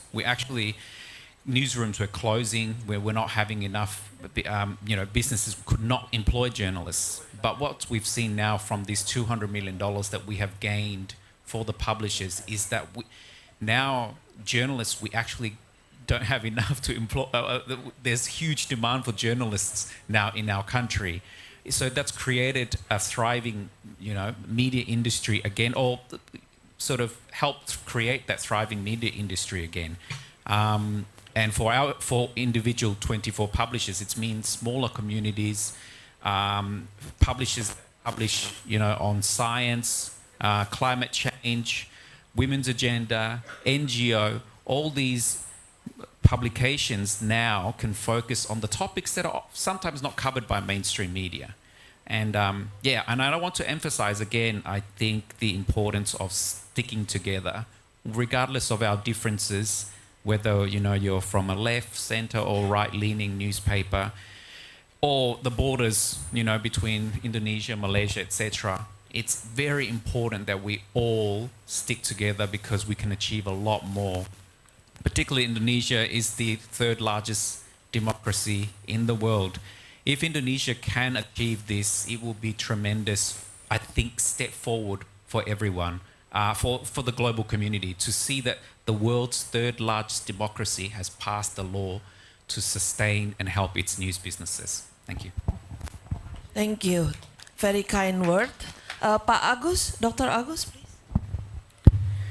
Yeah, when we meet with colleagues from UK, AU, and also from Australia, they always talk about the need of networking, the need of work together, dealing with the giant global digital platform. So, and we already discussed this idea with a friend from Cambodia and also from another country when CIG have a general meeting in Bali last year. So, and of course we can share our draft for you. And I think Indonesia and Malaysia is a unique entity in this thing, because we have quite similar language. I think we need, for example, the idea to set up a search engine in Bahasa Melayu like that. So we have unique relation, and I think if we can work together in this context, how to build fair, balanced, and transparent economy, technology, and news relation between publisher and the giant global digital platform is very important. So, because the Google, Facebook is the giant one, the giant. So I think it's also a story, experience from Europe, when Spain and also France try to negotiate with Google, Facebook. They also have similar problem. So I think we need to mainstreaming the idea of bargaining code, publisher right, Digital Economy Act, Digital Business Act, that's still ongoing process in EU now.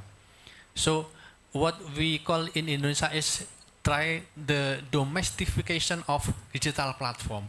How the government in national entity try to create some regulation, new regulation, to domestify, to regulate the digitalization, transformation digital in every single country. So I think because we need more information, we need more discussion about it. I think the idea to establish the caucus or alliance of media association across country in ASEAN region is, I think, very contextual and very important. And hopefully we will meet again in this kind of discussion, in this kind of meeting, to try to realize this idea. Thank you. Thank you, Pak Agus, to respond to the questions. Do we still have question from the Zoom room? Pak Sam? No? Okay. So our friends from Malaysia, Timor-Leste, Myanmar, Cambodia, and Thailand, maybe if you wish to have a more intense discussion, probably we can have one-on-one later on. But for now, I will open again if in the room there will be another questions by the floor. One. Is Ibu in the back side also want to raise question? No? Oh, just doing, okay. Okay, Pak, please. Pak. Hi, my name is Neil. I have two Pak Neil. questions, one for Nelson and the other one for Pak Dahlan. First, I would like to ask Nelson. I think the microphone is not, yeah. Can we move? My voice is quite loud though. Oh, okay, thank you. Well, I don't it's need a Mr. microphone. Neil Tobing anyway. Yes. Yeah. Medanis. Please, Vanel. Sorry Okay, about this. my first question goes to Nelson. I'm quite interested with the 200 million plus amount Everyone is. that you receive from the platform during the 6 months negotiation, right? It's quite a short period of time that you can get additional 200 million Aussie dollars. Yes.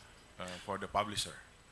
I just want to know what is the amount, the total amount of the advertising expenditures in Australia, especially from the online.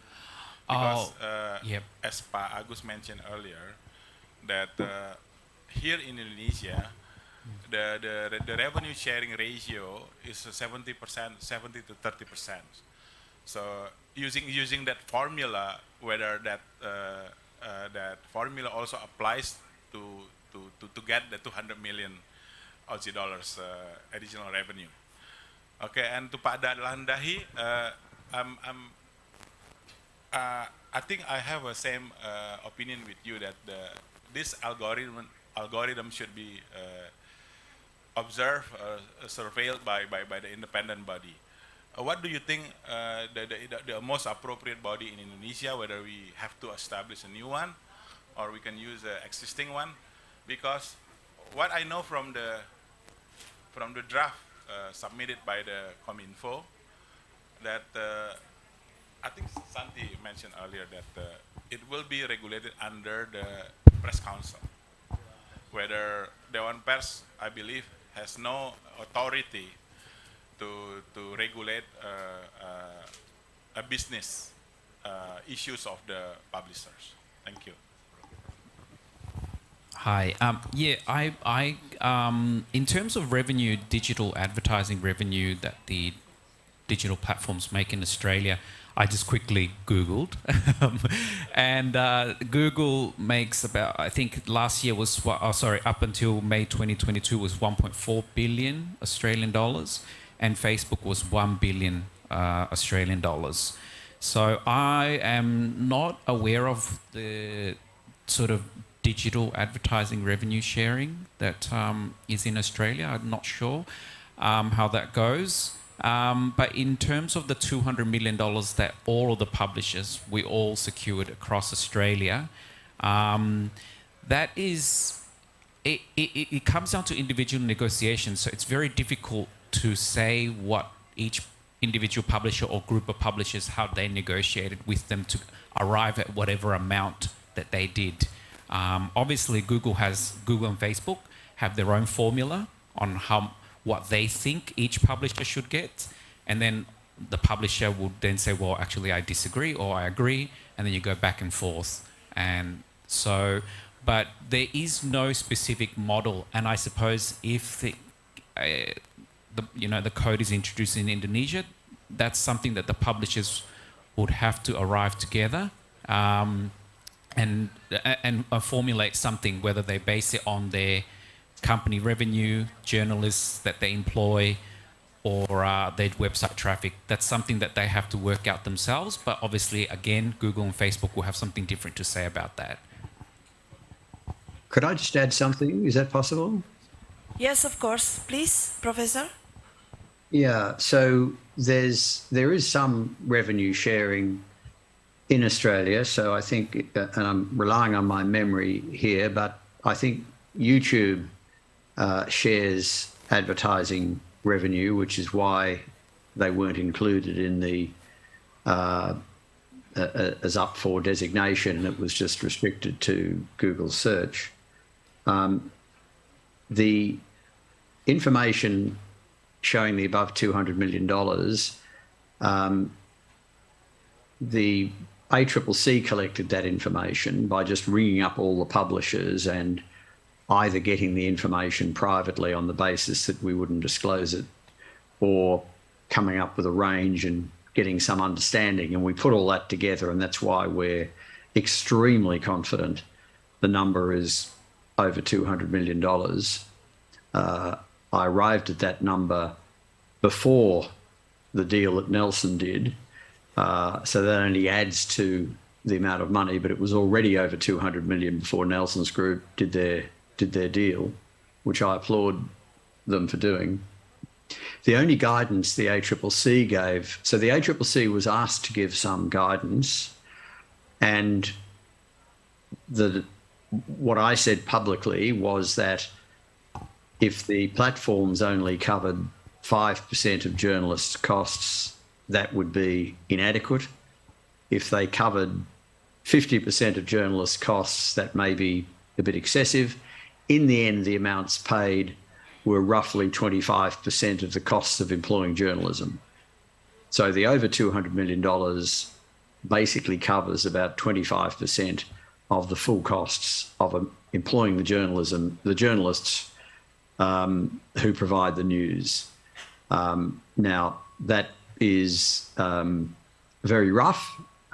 It was made up by the ACCC, but at least it was some guidance that was provided, and it turns out that's where the deals largely landed.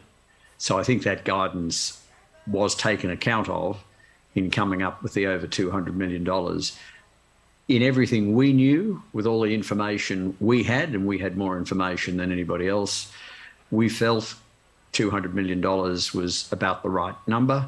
In fact, we exceeded that, and we felt 20 to 25% of the cost of journalism was about right, and we got at the upper end of that 25%. So that was as much science as there was, trying to give as much guidance as we could. So it wasn't so much a percent of revenue, because of course they're getting revenue from a whole lot of sources in a whole lot of different ways. And the amounts that Nelson mentioned were, total advertising across all their platforms, and revenue they get from sponsoring searches and a whole range of other things. So it's tricky to do it that way, but about, as I say, the reference point is about 25% of the cost of the full cost of employing the journalists in each of your organisations. Thanks.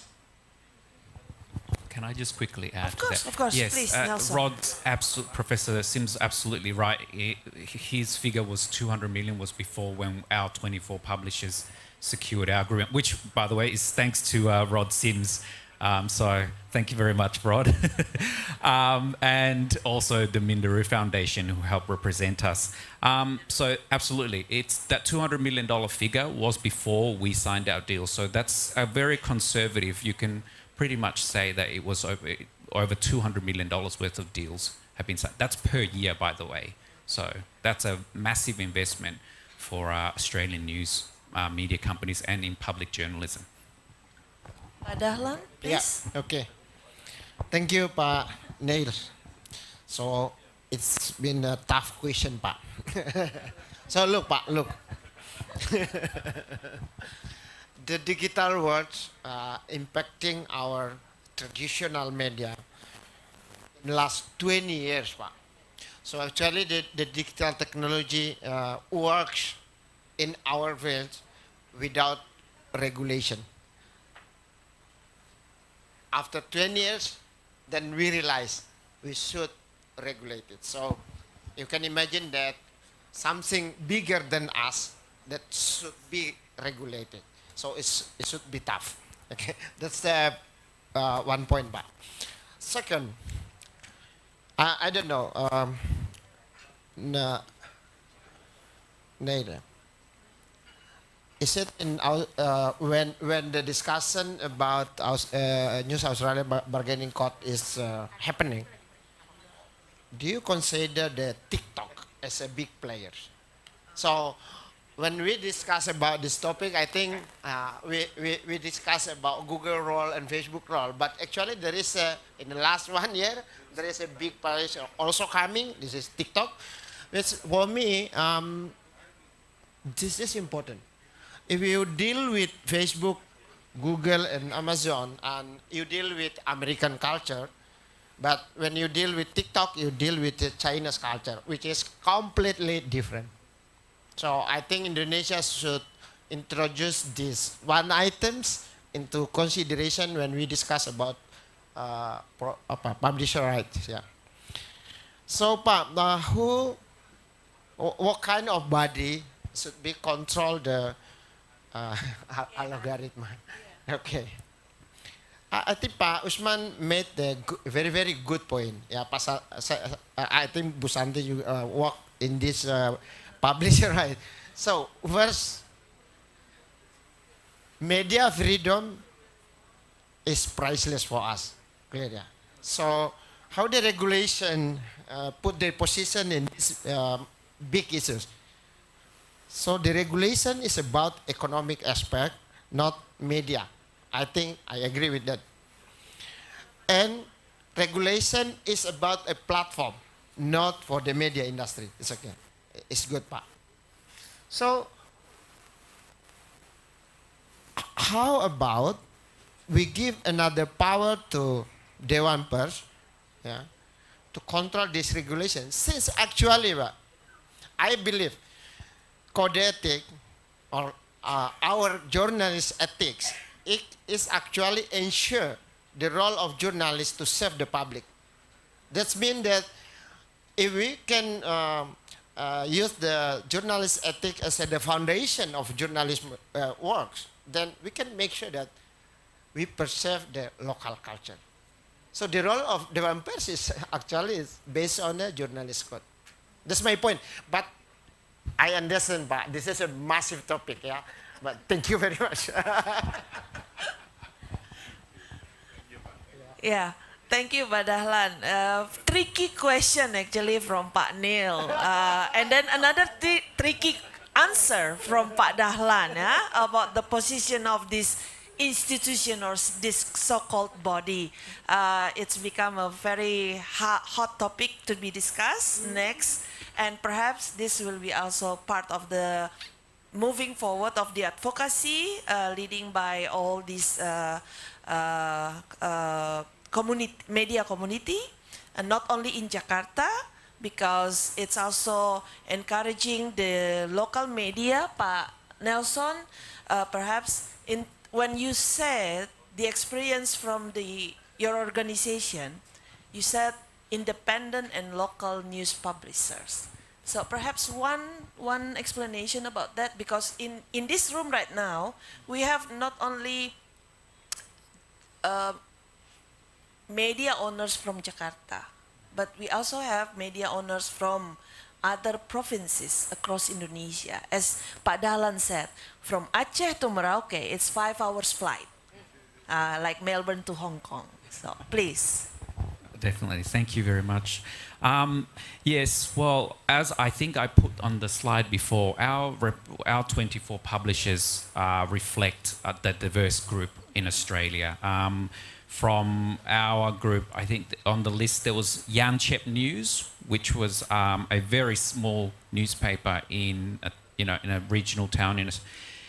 I would say it's about 15,000. So it's a very small regional town. So that's the only paper in town. And then there's Narracourt News as well, which is part of our group. So again, they represent around 15,000, I believe. Now, Narracourt News was actually started after ACM, Australian Community Newspaper, closed down their newsroom in that town. So the owner of Narracourt News realised that there was no local publisher to provide local news anymore to all the people who live in that area. So he started the publication Narracourt News, and then to serve the community. And then we've got also Australian rural and regional newspapers. So again, all of these small regional towns, often they don't have big newspaper presence in their towns. And sometimes when they do get news, the news is very metropolitan orientated. And a lot of people want local news, right? So this sort of funding for the independent / community / small publishers actually not just benefits the publishers, but benefits the small communities that represent. Yeah. Thank you, Nelson. So we must encourage our local newspapers need to be endorsed and growing. As what Pak Dahlan also said, Tribun also coming from very small and combined to be together as a network. So allow me from the left side, if just one more time to check in the Zoom room, do we have questions? Pak Sam Oliver, do we have? No? Okay. So from the Zoom room, nobody raised questions for the speakers and the panelists, and Professor Roth still with us. But actually, the session allow us to end by 12 noon. But because there is no more questions for now, and perhaps you prefer to have one-on-one dialogue with the speakers here, sometimes shy maybe, yeah? Nelson is very kind to be open with us. We may continue one-on-one dialogue after the session finish. So allow me to invite for closing statements, Professor Sims, will you start your closing statements before we end the seminar this afternoon? And we'll follow with the other panelists. Time is yours, please. Thank you very much. Well, I'm going to echo a bit of what Nelson has said and make the point that it would be wonderful if Indonesia were to have an effective legislation in place to allow payments to media organisations. The second point is that Nelson's organisation was an extraordinary coming together of a lot of newspapers that weren't otherwise affiliated, and that was terrific. But we also had collective bargaining by Country Press Australia. That was an existing newspaper group, so it already had people involved.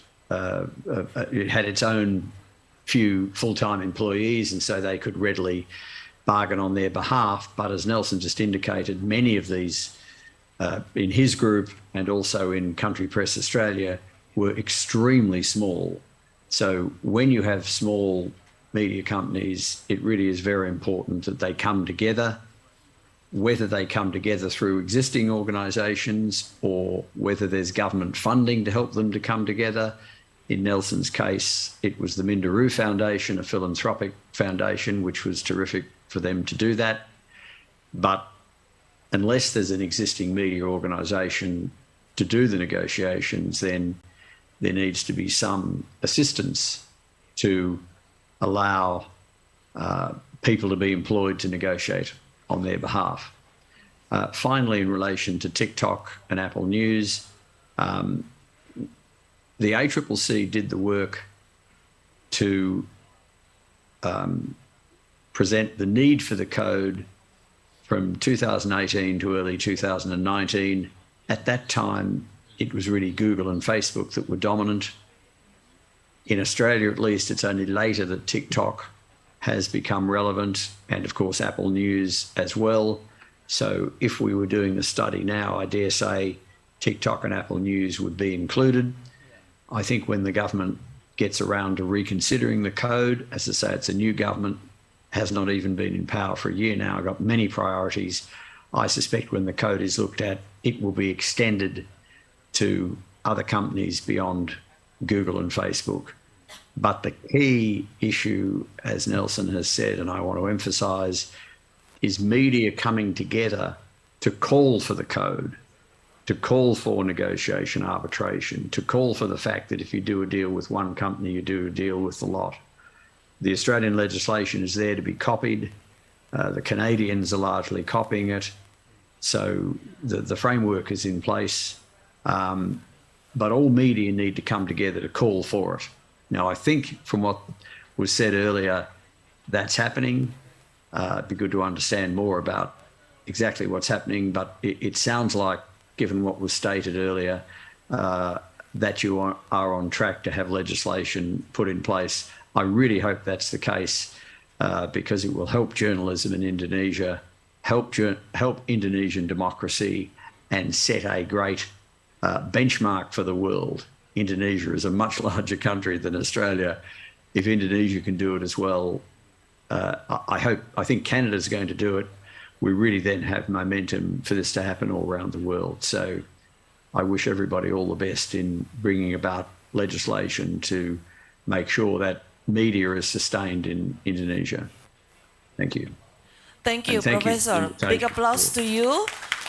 Very encouraging word and a kind word towards the Indonesian advocacy team to continue working on the advocacy to have the press regulation. I mean the bargaining code version of the Indonesian version to be happen soon. So very good time for you, Professor, and enjoy your holiday. Really thankful for your time with us. But I think we can let you go now for you to continue your holiday with your family. Thank you very much and have a good evening there in New Zealand. Bye-bye. Thank you very much. Yes. Thank you. All the best. Yes, thank you.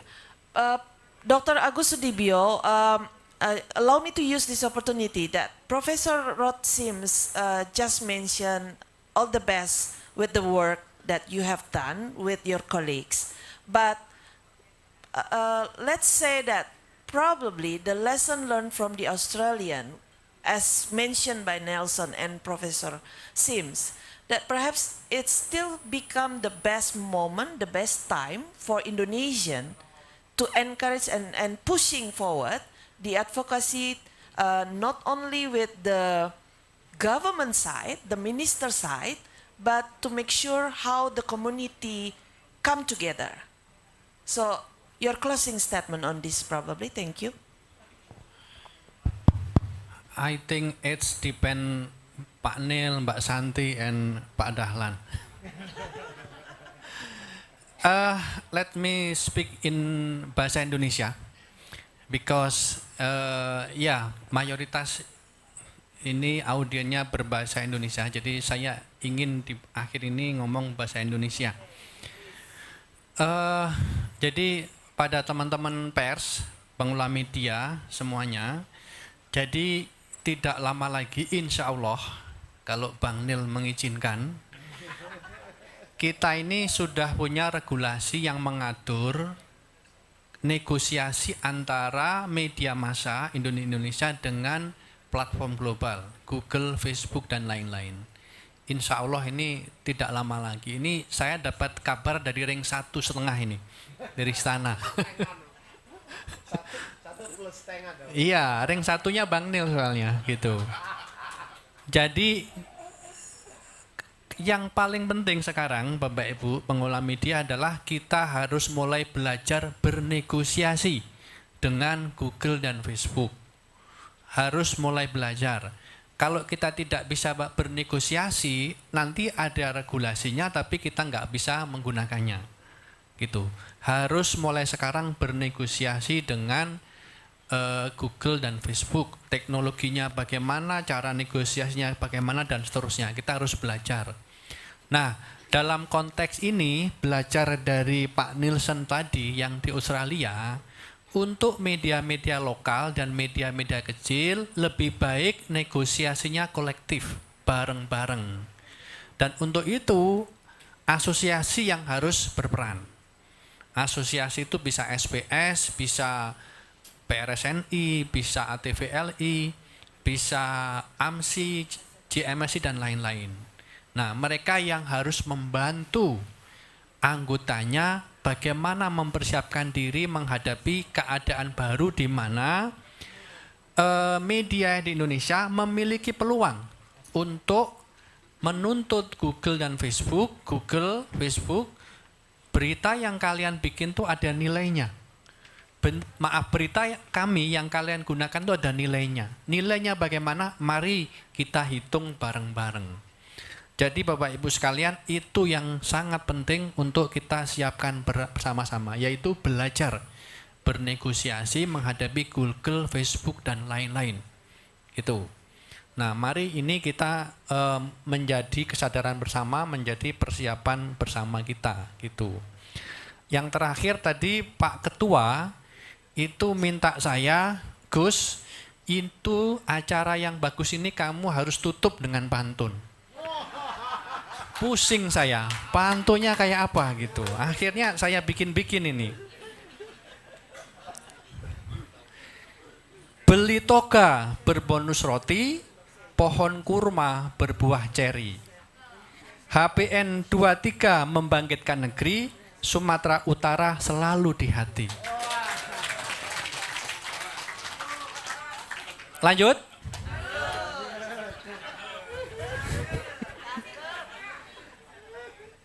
Di kota Medan kita beli tasbih.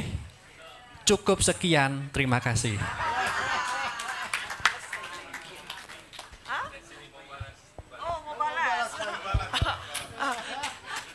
You want to respond it? Oh, our friend from Malaysia. Ini lokal perspektif. Oh, from Sabah.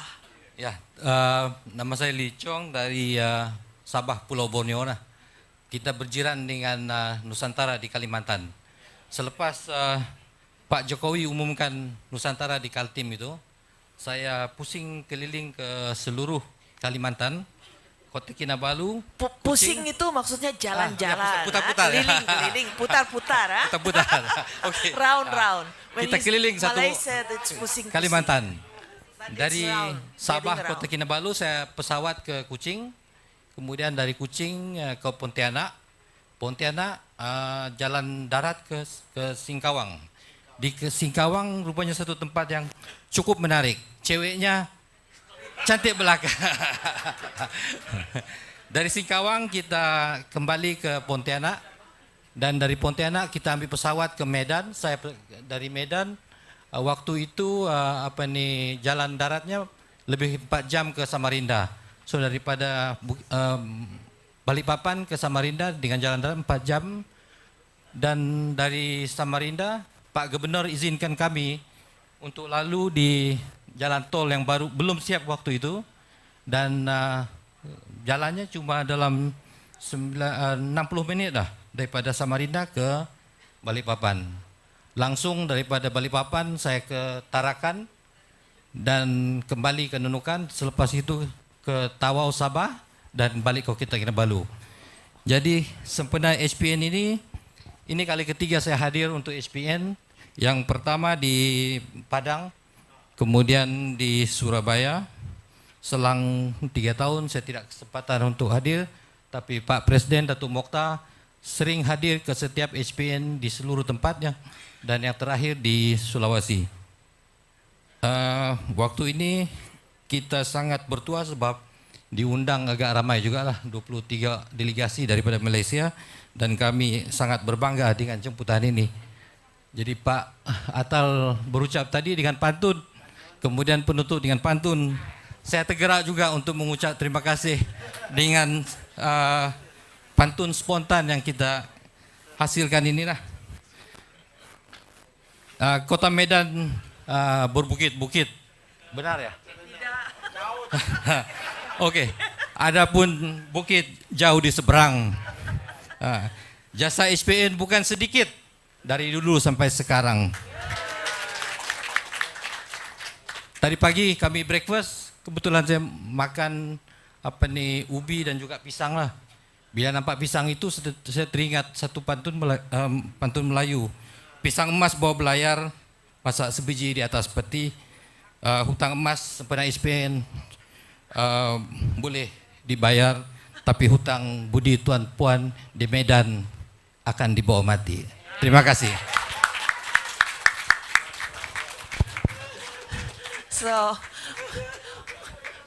Pak Agus, Pak Dahlan, and Pak Nelson, Uh, I think we just wait and see to be invited from our friend from Malaysia to also involve in their effort to be part of this movement of bargaining code together. Yeah.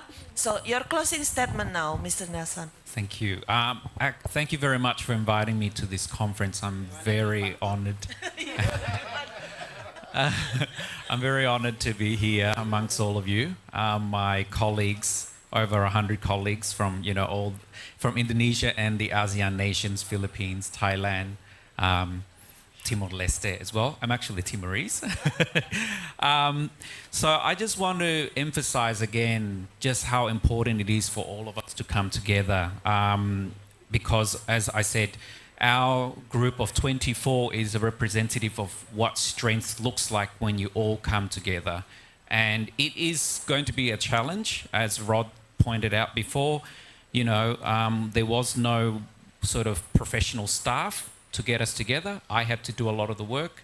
So I would ring the Greek publisher I knew and I said to him, do you know any publishers who want to be involved? And he said, I'll call you back. And then 2 days later, the Italian and the Jewish newspaper joined. I said, okay. And I ring the Chinese, and then he rings the Indian, and then it kept going and going and going. And this is what you all have to do. There's over 100 of you here today. You go out there and you call 1 or 2 publishers each, and all of a sudden you've got 200-300 publishers who are ready to join in this, collective bargaining. And you'd have to look at collective bargaining, particularly if you're a small, independent or community newspaper. Collective bargaining is the approach, the best approach for you to get secure funding from Google and Facebook. And we haven't been approaching Australia yet for the caucus. If you ever thought about it, if you ever create it, I'm sure the Australian associations like ours would participate in the caucus and share our experience negotiating with Google and Facebook, because the best thing I think for not just Australia, not just Indonesia, it would be great if Indonesia passes it, is to see our friends, neighbors and colleagues in Malaysia, in Philippines, in Thailand, Vietnam, all the Timor-Leste, all the countries in ASEAN pass similar legislation, because it's time that media and public interest journalism is supported. Thank you. Thank you, Pak Nelson. Pak Dahlan, Karena saya mau bikin pantun, saya bahasa Indonesia saja. Oke, bahasa Indonesia. Sebab pantun hanya dimengerti oleh yang mengerti lokal perspektif, Pak. So I think Nelson is hard to understand what is pantun. Yeah, of course, because this is a local heritage ya. So saya tutup dengan pantun. Media itu saya rasa pekerjaan besarnya bukan membuat berita, Mbak Santi ya. Kita bikin Indonesia Digital Association dan kita menemukan masalah ini. Bukan tentang bikin berita, bukan tentang mengelola media, tapi tentang bersatu. Susah sekali media di Indonesia bersatu. Nah, jadi kita mencintai Medan United, mari bikin Media United. Makasih.